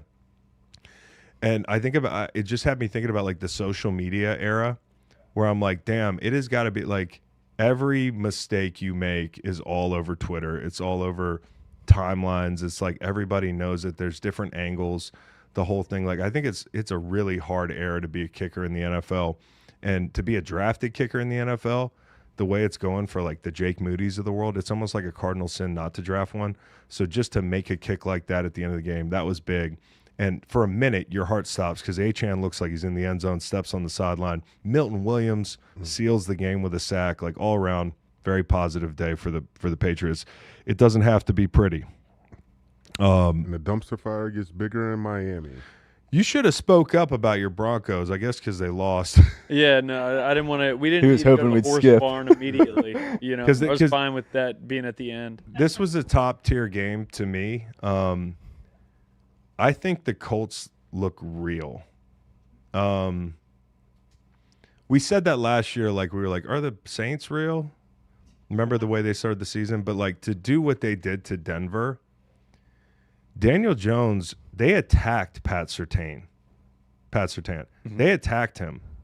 What was it, like, how many targets? I'll pull it up, yeah. It was like 7 or 8 and catches. a lot of them did come after he sprained his ankle. No question. But you're right. They, like, I know. Defending my guy. Got you. 100%. You're right. Like 9 targets, 7 receptions allowed. Him at 85% is everybody else's 95. Mm-hmm. And so, like, just from a game plan standpoint, that certainly factors in. The guy gets dinged, but they went to him in key moments in the game, like late third downs, backed up in the red zone. They went at him. backed up, not in the red zone, backed up. They went at him late in the game. I just think, like, if you're going to play man coverage against this team, I mean, I've seen them shred it. And Daniel Jones made a lot of plays off platform. He also on 1 3rd and 1 beat it was a Cooper around the corner. Yeah. Like, that's a thing you get with Daniel Jones that people forget. They don't forget. They've seen him in the open field running. He's kind of fast if he's not tripping. But, like, he's a big athlete, and he's going to get you out of trouble. And I thought the offensive line looked good. You obviously sometimes forget that Taylor is, like, he'd be the centerpiece on a lot of other teams. So he breaks off a 61-yard run, not to be outdone by Bijan Robinson, but, like, really good cuts on that play. And so I think they're a good football team, man. The D tackles played their asses off. The guys outside tackle, Cross, you talk about the RPOs. If you're going to play this team and you're going to throw RPOs outside, like, they tackle well. Kenny Moore tackles well. So I like this Colts team. I think they're real. And for the Broncos, 2 terrible mistakes at the end of the game, really. The pick, which I get people pointing at me. What's going on? Oh, my bad. He just go ahead, Beau. I got something for you, Chris. Yeah. How about a best seat? Rigoberto Sanchez for the Colts. It's a good time to do it. Let's do it. Season 0 punts. 0. I know. The Colts scored. Yeah, go ahead. They're efficient. Yeah. I'm just saying that's a nice place to be. I mean, fuck all specialists except for Aubrey from Dallas, but, like, hey, not a bad year for him so far. He's clean. But no, what you're saying is a brutal mistake. I think the end of that game, I feel like you could pull up clips of field goal and, extra point, and probably 80% of them you could have that you could call that. No, it's a tough It's call. a little frustrating. Well, how about this one? Literally on the Broncos missed field goal, there's 3 dudes doing it, on the Colts side. But, No, it's a tough call. I agree on that call. It's a tough call. But the mistake I'm talking about is the interception, which Stewart got his hand on Nix. I mean, at that point, like, you got to go in and score. But it's 3rd and 3. Why are you throwing the ball? It's third and 3 from the 28-yard line. It's third down. You're going to get points. Yeah, and we've been running the ball fine. That's like, and it goes back to last year. Run the ball. We don't need to be tossing these, passes all over the yard, especially taking shots. We didn't need to take the 4th down shot last week. Run the ball. Let's get some yards. And then you end up with a face mask on your late drive. Yeah. Mm-hmm. So there's some mistakes in that game late that, like, the Broncos are going to say, hey, man, we were right there with a chance to win the game. And I don't think it's going to be a thing now where people try Surtain all day or anything like that. I just think they had supreme confidence in beating man coverage and scheming up open throws, even contested throws. Like, I heard somebody, like a Colts fan, say, like, we didn't have any contested throws. I'm like, brother, it was like tight man coverage all day. I mean, just because he's not throwing it into a crowd, I think the receivers did a really good job, too, of bringing some of those balls in, and there wasn't a lot of space to work with. So I thought it was a good day for Daniel Jones and a good day for the Colts. And one more shout-out, those fucking D tackles for Indy are worth the price of admission. You know how I feel about those guys. Absolutely. Mm-hmm. So Daniel Jones, second time in his career he's thrown for 300 yards. Or is it the first or second time he threw for 300 yards consecutively in his career? That's crazy. Whether it was 1 or 2, it hasn't been a lot. He caught the ghost of Peyton Manning. Yeah. Walked in there. Yeah. Indiana Jones. I love it. One thing, Howard's an issue. Xavier Howard out there is not the Xavier Howard that we used to know. And that's okay. But, like, Ward's not going to be down all year. So, you had to dip into the bag a little bit. So I think the Colts are a good football team. Who do they have next week? Colts play at the Titans, their first away game. So it'll be interesting. Interesting indeed. See if Cam Ward doesn't have a little bit more magic. The magic's not translating to the scoreboard as much as I like him. It's just he's not working with a lot right now. Mm-hmm. Okay, so we're gonna keep going on these thrillers. Arizona and Carolina turned out to be a thriller, 27-3 at some point in this game. Yep. We almost had a 28-3 situation.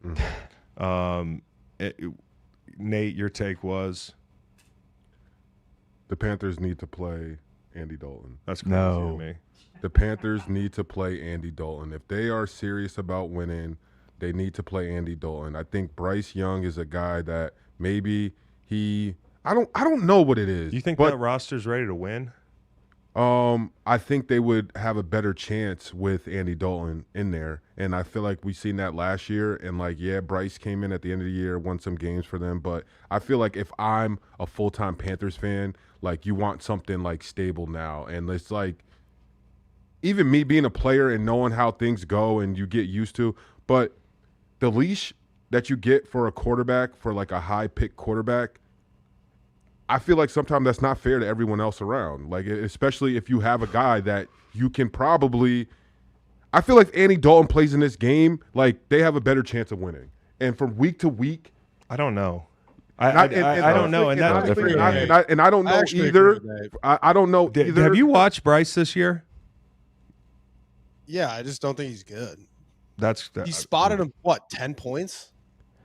Y'all just don't understand. I mean, I don't like him. That's okay. I hear what you're saying. I hear what you're saying. I'm evaluating the throws. Yeah. I'm evaluating the throws. Yes. And, from week 1 to week 2, I mean, no one looked closer at week 2, but week 1, I thought all the throws were on the money. He threw a pick like a lot of guys last week. Mm-hmm. He had 2. One of them was off somebody's hands. But I see a group that is not ready to protect him, and I see receivers that aren't ready to make the plays on a lot of these really nicely placed balls in traffic. I mean, McMillan made a circus catch that was for nothing yesterday, but and he'll be good. But Legette's, you want to talk about like a leash, like he's getting a long run here. I mean, the way he's played at times, Renfro was on the street last year. Yep. I just don't see this group as supporting him where you're going to get an honest look at Bryce. And if they want to play Andy Dalton, great. Then what my hopes for Bryce Young would be is that he makes some other team happy, because the Panthers, they don't deserve to see it through because they haven't set him up to win, in my opinion. And you mentioned protecting Bryce Young. Announced earlier, Robert Hunt tore his bicep. Austin Corbett is out with a torn MCL. So 2 guys gone from that. Yeah, that's bad news. Listen, you got to cover the football up in the Josh Sweat sack. Yeah, I got that. Like, you don't throw the ball into traffic when you get hit. Just burn it. Or take a sack. But you also, like, he's under siege right now. He was under siege week 1. And he made some nice throws down the stretch last night. 100%. If you're a Carolina fan, make them feel better. Like, how long am I? If I'm a fan, how long am I supposed to give Bryce Young? I would reframe the question. Okay. How long is it going to take for this organization to get their shit together? They got one of the worst owners in sports, and they were as bad as they were to be able to pick him for a reason, and they haven't made leaps and bounds from a roster standpoint over the last couple of years, in my opinion. I got you. And we got out over our skis a little bit, being like, oh, Panthers might be a tough out this year. Like, well, they haven't shown, like, for what? Like, what's the evidence other than hope? And hope is not a strategy. And to the point of Bryce's supporting cast, like, this offensive line, the protection, they're not even picking up simple TEs, ETs, like day one install stuff. But for Carolina fans, I mean, I would just watch that second half. Bryce, 230 yards, 3 tuds, the quick game, so good. When a QB is playing with the anticipation Bryce was in that short area, it was just automatic, like 5-yard gains over and over and over. I understand the turnovers. I would put more of the blame on the protection in those situations. But if Bryce is the one who put them in the hole, he's also the reason they got back into it. Yeah. And we're in a position to win. So I thought it was similar, like the way we talked about Caleb earlier. I came away from this tape thinking there's a lot more good than bad on this tape from Bryce. I think he just needs more help. Yeah, there's very few guys that can elevate a group like Carolina. Right. Who are you? Here's another one. Best quarterback on the planet. He's got the best offensive coordinator, Andy Reid. He's the offensive Bill Belichick. Mm-hmm. Look at their offense. Wait. Who's the best quarterback? Mahomes? Yeah, that's what they say, right? I don't know. Well, who do you think is the best quarterback on the planet? On the planet, like right now? Yeah, on the earth. Lamar. See, that's crazy. That's just me. Okay. Like, I just don't know how you can look at the track record, like wire to wire in the postseason and everything, and say, but for the sake of argument, play along. Patrick Mahomes is the best quarterback on the planet. Look how they look offensively. Yeah. Because he's unsupported. Yeah. And they got the best scheme guy in the world. So how do you think Bryce Young, who chances are, in my opinion, is a good NFL quarterback, looks with that fucking group around him, it looks like what you see on Sunday. And so I evaluate a quarterback on when he throws the football and there's somebody open, does he find the void in the zone? If he's beating man coverage, does he zip the ball out there with leverage? He's done that through 2 weeks for a lot of the film I've seen. Now, I'm not ready to be like Bryce Young's fan club leader, but what I'm not going to do is I'm just not going to like go with the flow and be like, yeah, well, he just needs to get benched because the team looks like shit through 2 weeks. Also, the other thing we need to talk about is like the Arizona Cardinals are a pretty fucking good team. Yeah, they are. Like the secondary is awesome. The rushers, they don't have an A-lister, but they get home. Calais is your A-lister. That's an A-lister, dude. He's an A-lister, but he's not an A-lister now as a, No, the Cardinals, I mean, offensively, great job going 2 for 1 and 2 and out of the half. Kyler hit Michael Wilson. Beautiful throw and catch. It was a seam right in the back of the end zone. Then they come out of half, 71 yards and 9 plays. James Conner punches it in. Quan McBride. That's it, man. Like that connection, Kyler and Quan. Quan McBride. Oh my gosh! Yeah. Quan McBride. Every area of the field, man, vertically, horizontally, and McBride is a tough tackle after the catch too, man. No question. He's a ball player. Yeah. It's my team in Madden right now. Lost a tough one last night. We gotta do that. What you call it? That content. Madden. You gotta let me talk shit for you. Play Madden and talk shit? Because I'll help you get a couple more wins. Because I mute everybody. Exactly. I'll help you get a couple more wins. Okay. Guys over there breaking control. Getting their heads. Hell yeah. Nice. So now we've got the flyovers.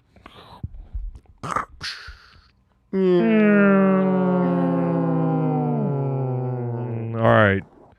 Baltimore took care of business, did what they were supposed to do. Only note I have, and I'll turn it over to Beau, is Kyle Van Noy's out a couple weeks right now, it looks like. So we're going to see more Mike Green.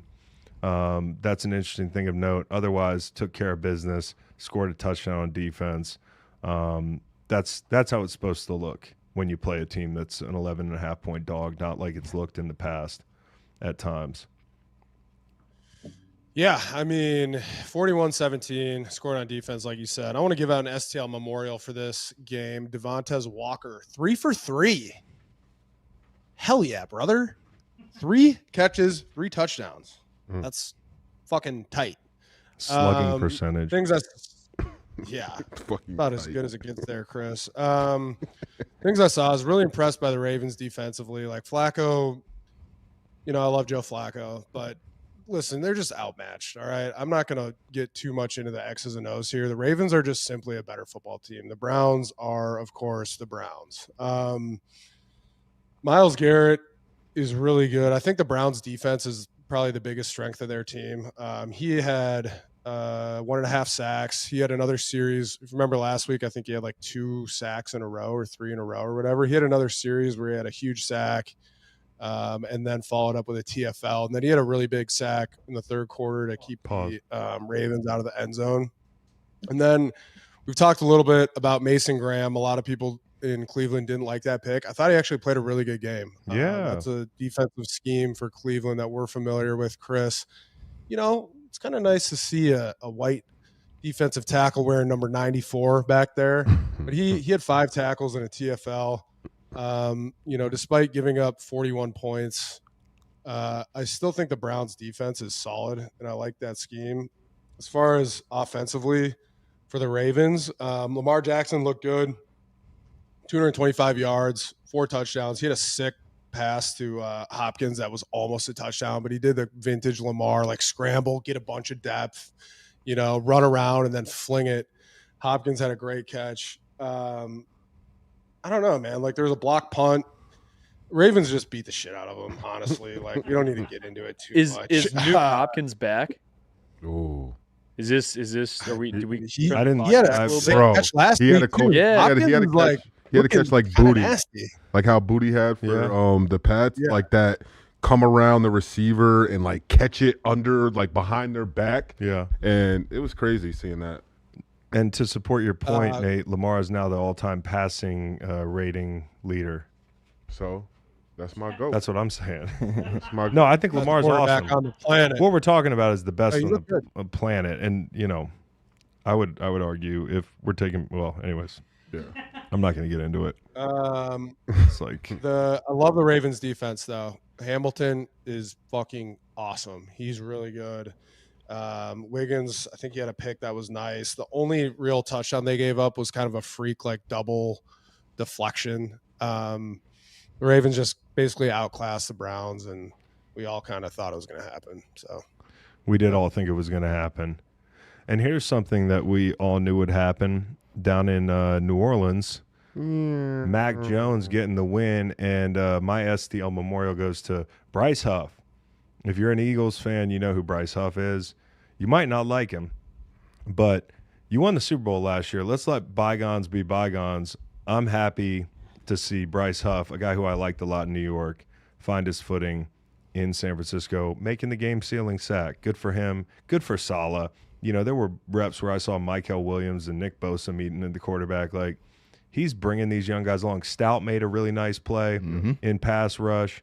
Man, it was a gutsy win for San Francisco. It was, and I just want to take a step back and say, like, I give this kid a hard time because of his past on reality shows, but Spencer Rattler, he got my respect. He was good watching this game. I think he was good. I think he played tough. 2 weeks in a row. He had a really nice pass up the sideline, like dropped it in his receiver. I forgot who caught that pass to start the game, and he had a nice drive, and he had a third down run. It was 3rd and 6, and he kind of got up out of the pocket and he ran through 2 defenders to get a first down, and I was just like, all right, you're looking tough. You're not the little high school shithead. It's almost like kids can grow up. They can, absolutely, absolutely. And if you go back and watch this game through, like, they were in this game, and they were in this game mainly because of Spencer Rattler. And I think that it's good to see guys improve and play well, like, because a lot of the tape that he has in NFL maybe isn't the best, but to start this season, even though they don't have wins. Dude, it's an open tryout. Anytime you're on a team like this, really like, is, especially for a quarterback. I've been on teams like this, spent a lot of time on teams like this. People are watching your tape. Oh, you know, like, maybe not a lot of people know what happened in that game. They didn't see it live, but other organizations are seeing it. And ultimately, a team without a quarterback, like, you've got a shot to be the guy. You know, that's not a crazy thing to say. He can play them out of a situation where they might pick at the top of the draft. Do I think that's likely? Not necessarily, but he might play well, and he looked good yesterday. He's playing respectable. Yeah. And one more thing, Carl Granderson, who heard his name so much. Yeah, he's a good player, man, and tied for league in sacks. 7 tackles, 2 sacks yesterday, and also chased down a would-be touchdown last week on, I think, a toss play. Yeah. Just gave great effort in that scenario. It's fun to see guys who play hard make the plays. And then good on him. It's crazy. This is such a small-time game now, but we have, like, in the past, you would think hearing Christian McCaffrey versus Alvin Kamara, like, oh my God, like, they used to be 2 of the top names for running backs. But it was, watching this game, it was good to see that Christian McCaffrey still has a little wiggle to him. He was making some moves and some cuts that make me, like, or if anyone's watching, believe that he's not injured. He's not totally washed or anything. Yeah, he's not washed, or he feels like he's healthy and he can actually play, and you can see how he moves and some of the reason why, like, people get hyped about him and the type of stats he could put up. And then also, like, him in the pass game, like, he had a really nice route and touchdown from Mac Jones in that game. So that's cool. And they lost. Did they lose Juszczyk? Yes. Yeah. So they keep losing their core guys. You know, this is going to be a tough road for them. But starting 2-0. Yep. Like, and Mac Jones. That's big. Gives you a little. And I'm hating a little bit because the Mac Jones that we seen yesterday, I'm not gonna lie, is me being a Jags fan. This is the Mac Jones that I wanted when Trevor got hurt. Yeah, but you didn't have Kyle Shanahan. Absolutely. And absolutely. You know, Mac, when he was in New England and looked solid, like, he had Josh McDaniels and that sort of thing. Like, I don't think he's a great quarterback, but you know, I think he's a dirty player. kicks a bunch of D-linemen in the dick. Absolutely. He's the football Grayson Allen. But I got to call it how I see it. Yeah, he's the football Grayson Allen. That's exactly right. They're garbanzo bean and chickpea. That's exactly right. Right there. So, anyways, those are the flyovers. No, we got Buffalo and New York. I'm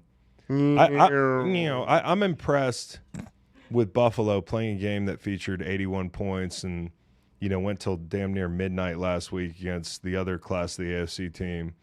And they come out and they're playing this Jets team that's supposed to be real physical and run the football and all that shit.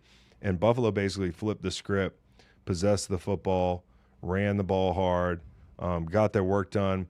They've matched up against the Jets in the past and really struggled to put points on the board. So leaving the game saying, hey, 30 points right after the half, like we're in good shape. That was a good win for them. Down Ed Oliver, down some guys.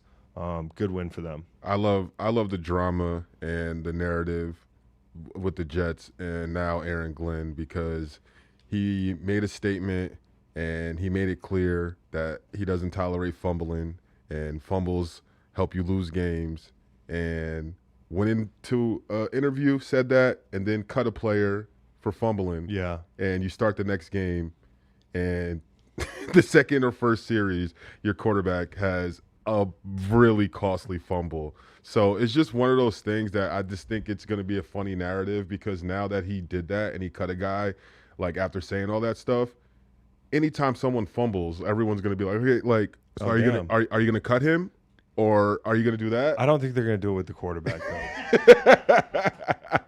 What if he did? Well, that crossed my mind. Would you respect it? Would you respect it if he did? Or would you I would be like that's the most OD shit in the world and a really, really clever way to tank. It's a really clever way to tank. Rules are rules. What you got, bro? Bevel Conway. There's something about Josh Allen with a busted up nose, all plugged up, blood in his mustache. Just feels right. Football's fucking back, dude. I love that.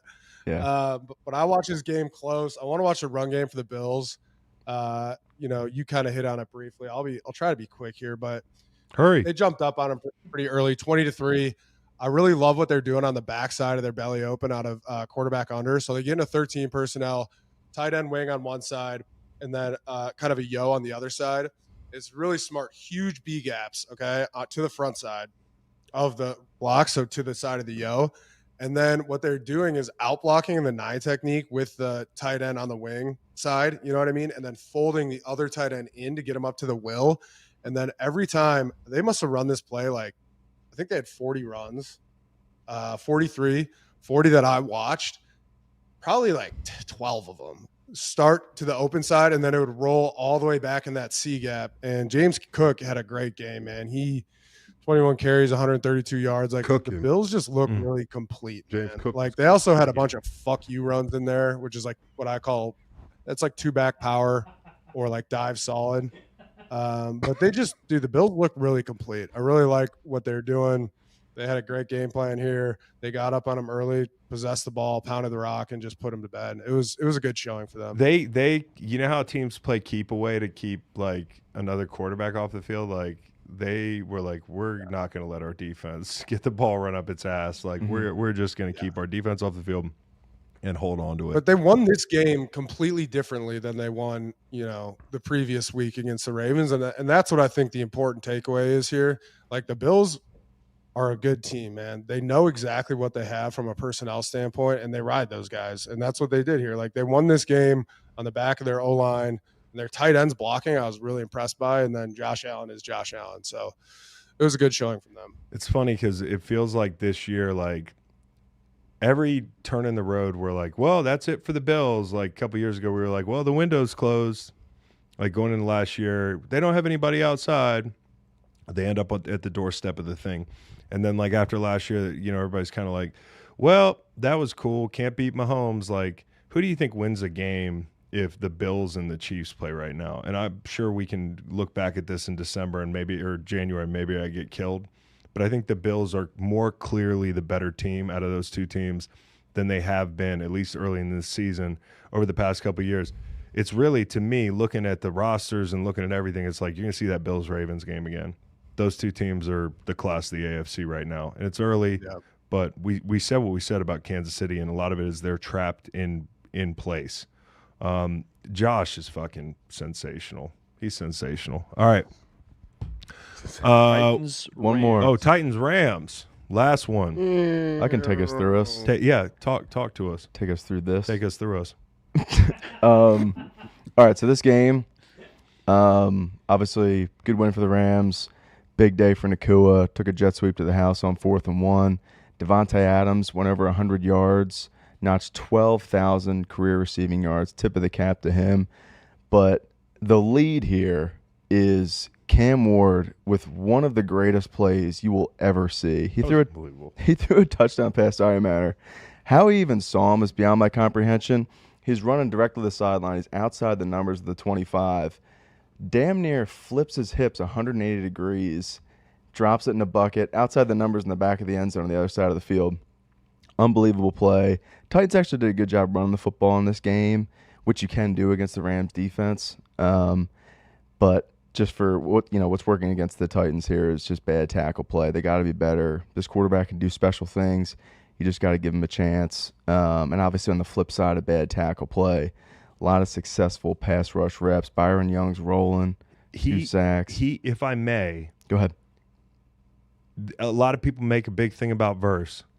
He's pretty fucking good too now. Oh yeah. I don't want to get into the either or thing but he is turning into a blue chip rusher. Oh yeah, and now they have a third guy in the rotation too. Josiah Stewart, the rookie, I believe 3rd rounder out of Michigan.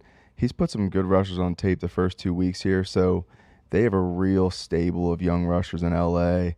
So just an impressive performance. Stafford looks as good as ever.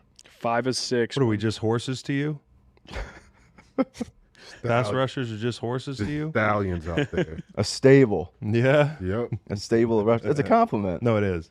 You want to be called a stallion. Yeah, sure.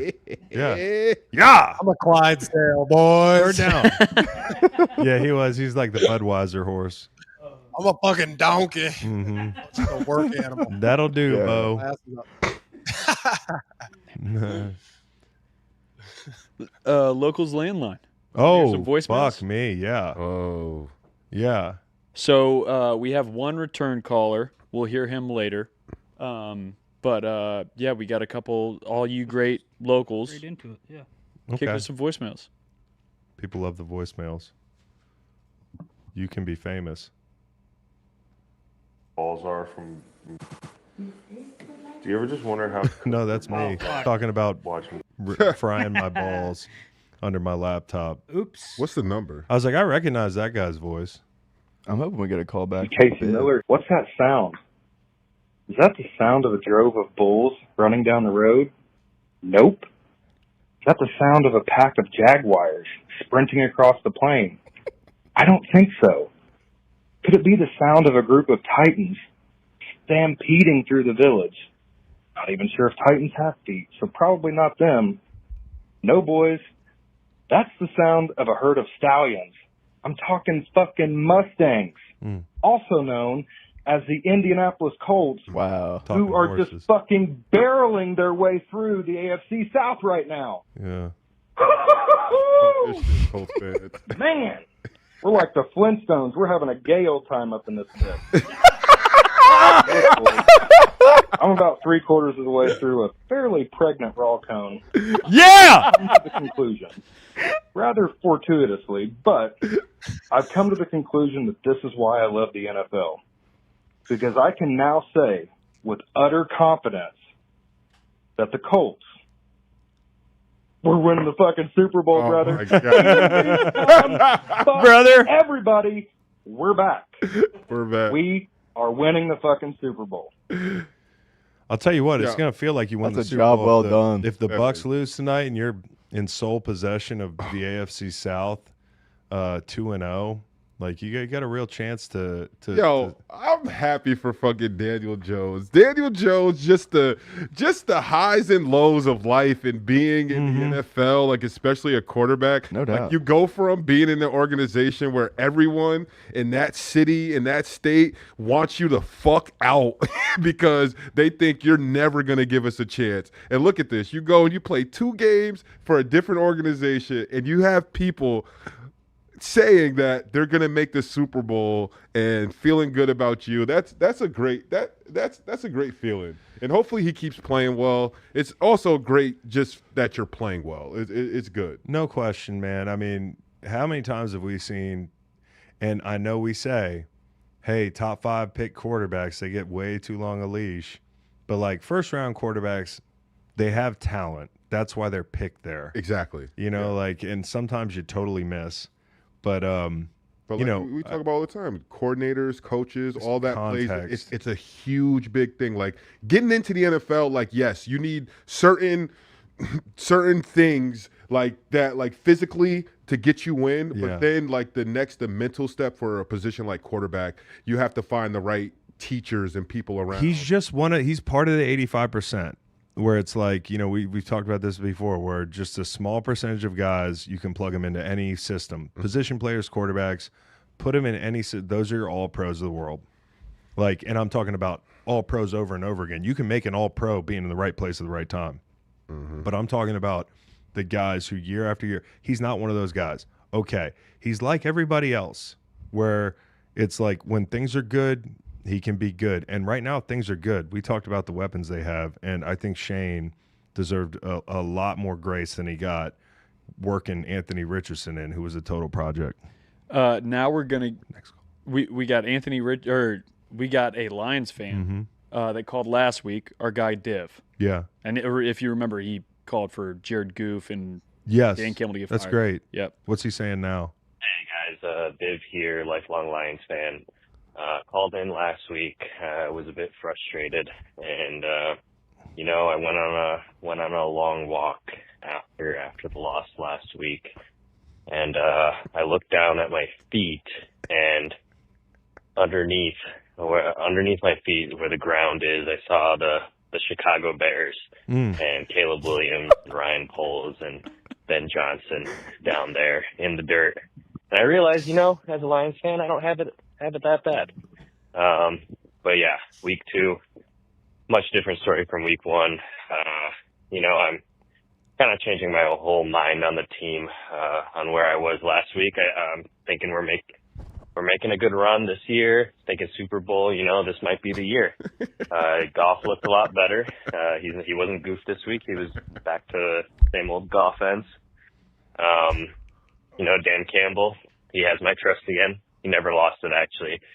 So I was just upset last week, but I've always loved the man. I always will. But yeah, I'm thinking Soupy. Pretty good week. Not overreacting or anything. I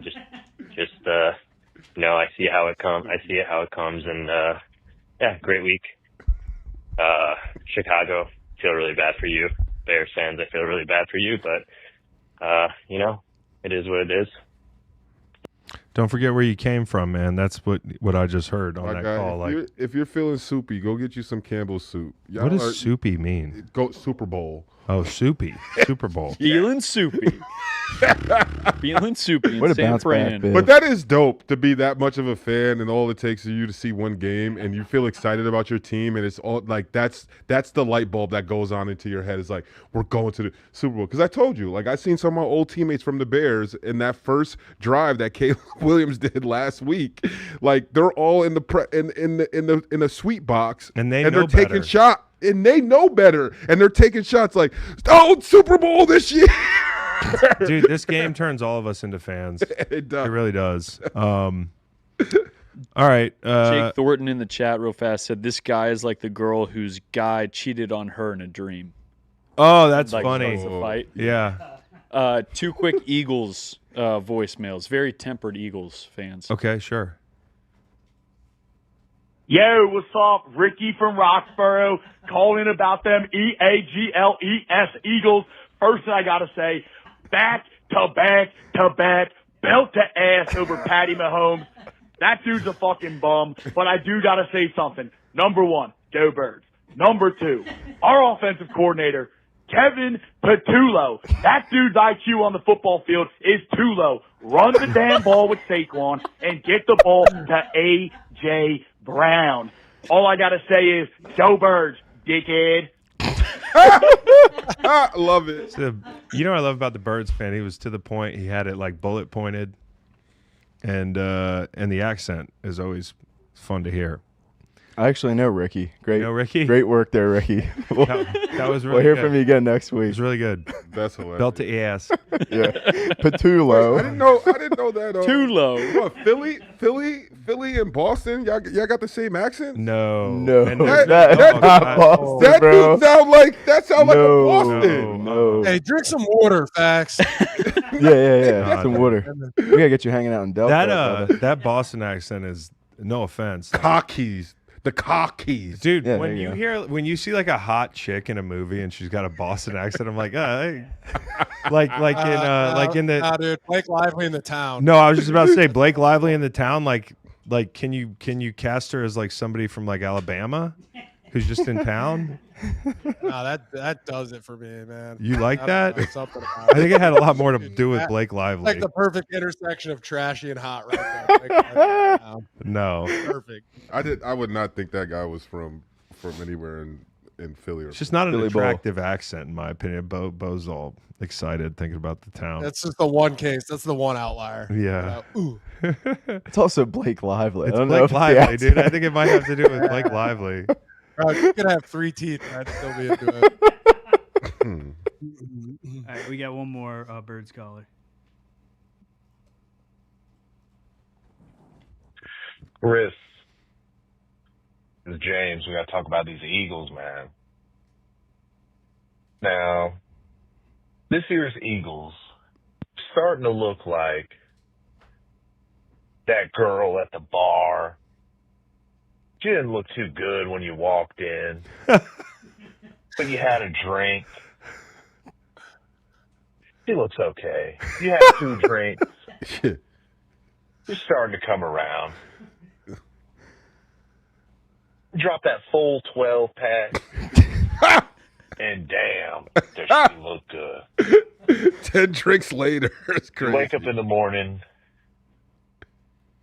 it's ugly again. But guess what? A win is a win is a win. We're going to continue to half-ass dominate. Hope we get it figured out. I'm trying to go back to back. We got to do this. All right. You boys have a good one. We'll talk to you soon. That's the most realistic Eagles fan that I've heard. No, it was pretty good. No, that was good. At first I was going to be like, hey, what you don't know is we're the best fucking team of all time. And then it became like very understandable. Yeah. You know? Yeah. That's how some people in the chat were made. That exact scenario there. That's crazy. Well, I didn't say anybody in particular. Dang. You saying our chat's parents are No, but I'm saying, you know, there's a lot of falling in love with a 12-pack in your belly, dude. You know? And there were some great ones left on the cutting floor. There was a Jets fan who announced that he was divorcing his team and becoming a Falcons fan. There was a brother-in-law that called in. Divorcing his wife. I was like, Jesus. But hey, locals 202-991-0723. Call in, leave us some voicemails like that one. You know, crazier, less crazy, doesn't matter. Sure. We'd love to hear from you. Sure. You know, this football season, BetMGM wants to give you another chance at first touchdown scorers with BetMGM's second chance promotion. You'll get your stake back in cash if your first touchdown scorer scores second instead. Bet on any pro football player to score the first touchdown of the game. If you're right, you win, which is which is my favorite part of the ad read. If you're right, you win. If your player scores second, you get your stake back in cash. Be sure to take advantage of this offer, and if you haven't signed up for BetMGM yet, use bonus code GREENLIGHT, and you will get up to a $1,500 first bet offer on your first wager with BetMGM. BetMGM, make it legendary. BetMGM are number one America's teams, but who else did you have? Chicago sports fans. Because it feels like we're down bad generally, and Chicago sports fans are also just generally down bad. 2020s have not been very good to anybody, and especially Chicago sports fans. 2020s decade, Bears 29-56, Blackhawks 126 and 258. Golly, them boys are skating, aren't they? It's a lot of fucking hockey games. Mm-hmm. Bulls 195 and 205, White Sox 355 and 486. And then a combination across all your major sports teams. 1142 and 1353. I do want to point out that this is an inherently sexist graphic that I am not responsible for, that I plucked from the internet. How is the Chicago Sky doing? Let's see. Well, off of Angel Reese's comments. Nobody knows great. in here. You bunch of not good.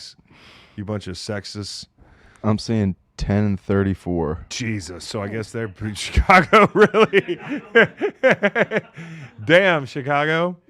That's rough. At least your city's awesome. They're 6th in the Eastern Conference. Jeez Louise. They could make a late push, couldn't they? Just got to win 24 straight. Yeah, you know, Indiana lost one of their studs. You never know. They're last game they lost 91-86 on Thursday. That was the end of the season. It's a hard-fought battle. The other America's team for me, the over-betters this week, I think the over hit at like an 85% clip. I think it might have been higher. I don't know if that's mathematically possible. And then the last one for me, the Syracuse Orange, or Orange Men, I'm not really sure, but they play in the Orange Bowl this weekend against Clemson, and we are all Syracuse Orange Men this week because I'm hearing that the long national nightmare may be over soon. Dabo Swinney, maybe his days are numbered, and I am imploring whoever the fuck plays football for the Syracuse Orange to play your best out there this weekend. Do it for America. What if we got Dabo? What if he comes back to be with Elliott? What if they're like locked in like that? See, the grass isn't always greener. No, what do you mean? Would you like to have Dabo? No. That's what I'm saying. So what if that happens? All that we don't do NIL shit. That just doesn't work if you're not. Definitely doesn't. So I'm just not a huge Clemson fan. I got you. I don't know who would have to get hired there to make me like Clemson. I don't know if it's the chicken or the egg, but I'm rooting for the Orange this weekend. The one team in Orange. Who else y'all got for America's teams? I got a couple. I'll go, Chris. Oh, go ahead. Go ahead, Bo. Go ahead, Nate. All right, I got no, after you, Heinz. Why don't you guys rock, paper, scissors? All right. First up, I got Don't Tell Comedy. That's run by Chris Allen. We've been to a show before. Shout out to Chris Allen. Shout out to Chris Allen. I've been meeting a lot of comedians. This past weekend, I met this comedian. Her name is I thought that was it. Jade Cataprada, who was absolutely Jade Cataprada? Yeah. I know her. I know her sister Bianca. Her hilarious, bro. Absolutely hilarious. And she can sing. She was rapping. She was doing a lot of stuff like on stage in her comedy act that I was very, very impressed with. That's awesome. And I also met out. a comedian. His name is Jay Whitaker, who is from Inglewood, California, and he is a lifelong diehard Raiders fan. And so when we started chopping it up, and I was like, yeah, I do a podcast with Chris Long, and he was like, holy shit. And he goes, I'm going to tell you this, and he goes, he's like, you got to tell Chris this. He goes, Howie Long's haircut is the most stable thing I've had in my entire life. Yeah. Hell yeah. Because he's such a diehard Raiders fan. And he was like, literally, that haircut is the most staple thing like throughout my life because how good Howie was and how much of a fan I am of the Raiders. And I was like, that's hilarious. It's also a haircut that is always going to be around. Yeah. As long as there's war, there will always be my dad's haircut. And I don't see any of that stopping anytime soon. It's so great. All right. My next America's team is going to Bud Crawford, the new boxing GOAT on the male side. I feel like as a casual boxing fan and watching probably some of the only like the bigger fights like this. I've seen a lot of Canelo fights, and this is the first time I've really seen Canelo like be in a fight where he's like really just getting beat up. And like Bud was like really hurting him, and I think that was impressive to see.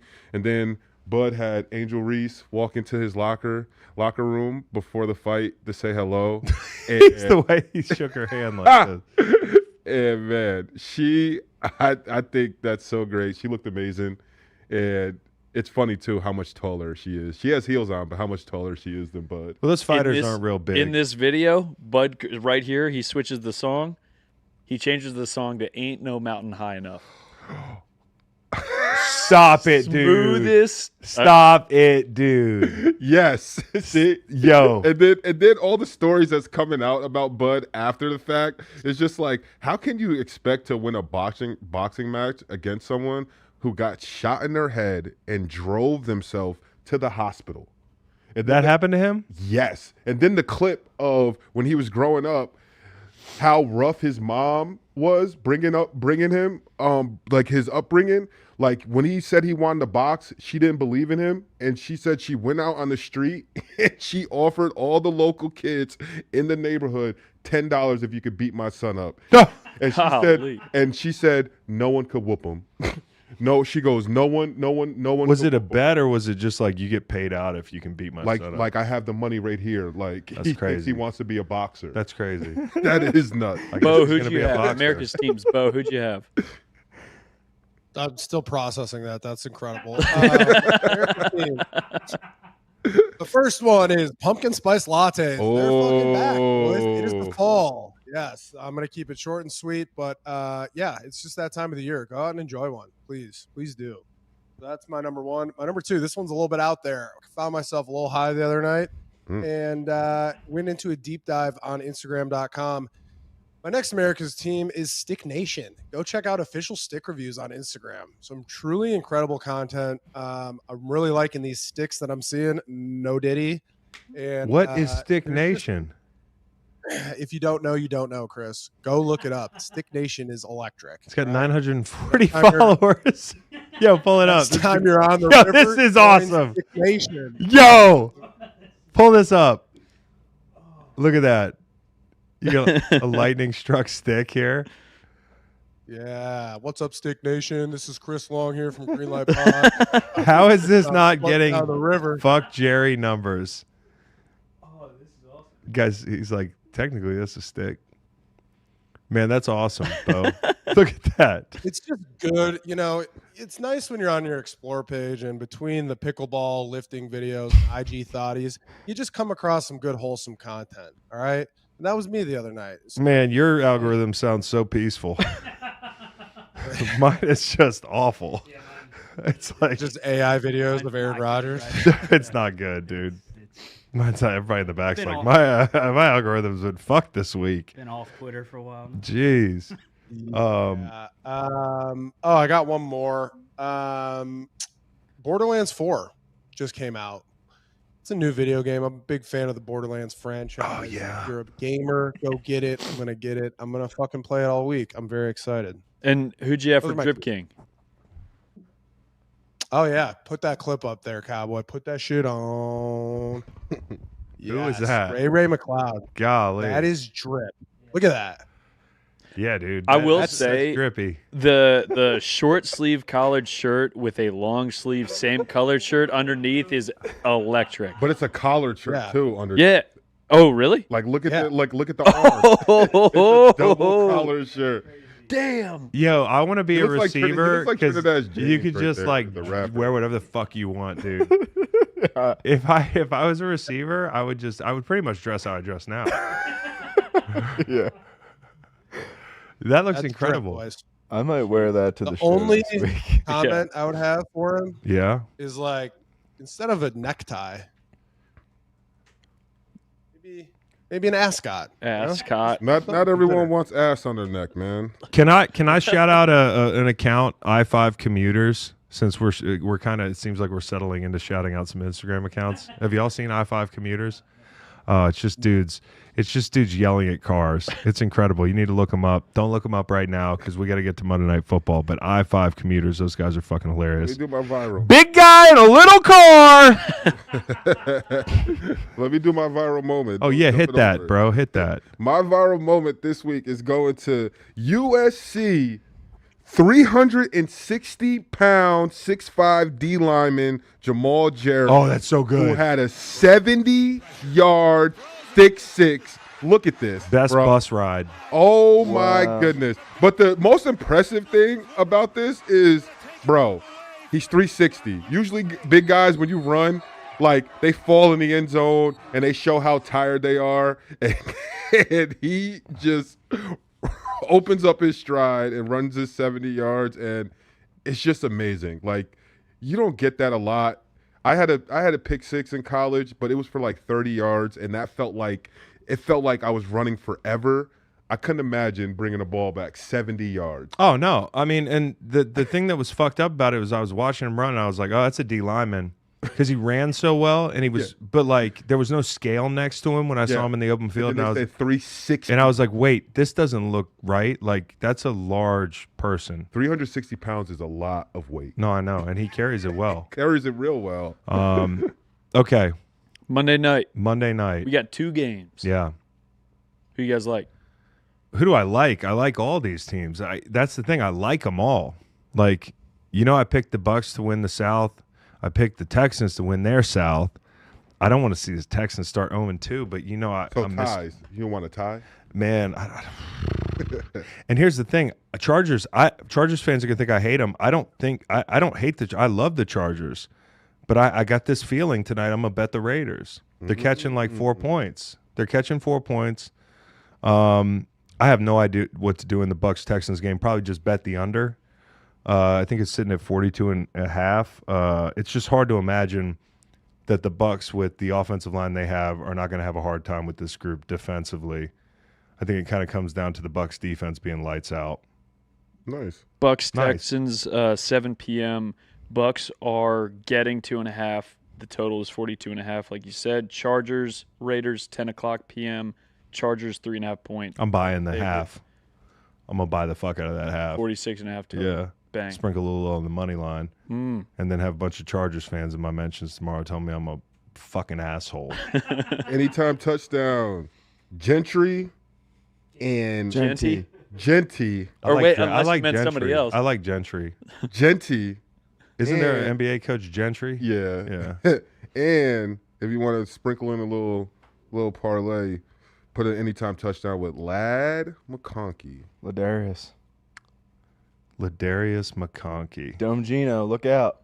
It is Dome Gino. That's what they don't know, Nolan. That's what they don't know. So we will see. I can't wait for these 2 games. The thing that sucks is, like, I'm going to be up till 4 a.m.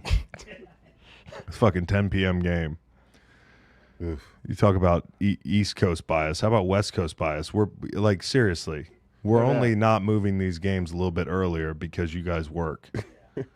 This is fucked up. Yeah, during that boxing match, it was on Netflix, right? And Mr. Beast was like one of the hosts. He does all this big stuff, and they had him in the front row. And bro, by the time the Crawford fight had came on, he's like dozing off.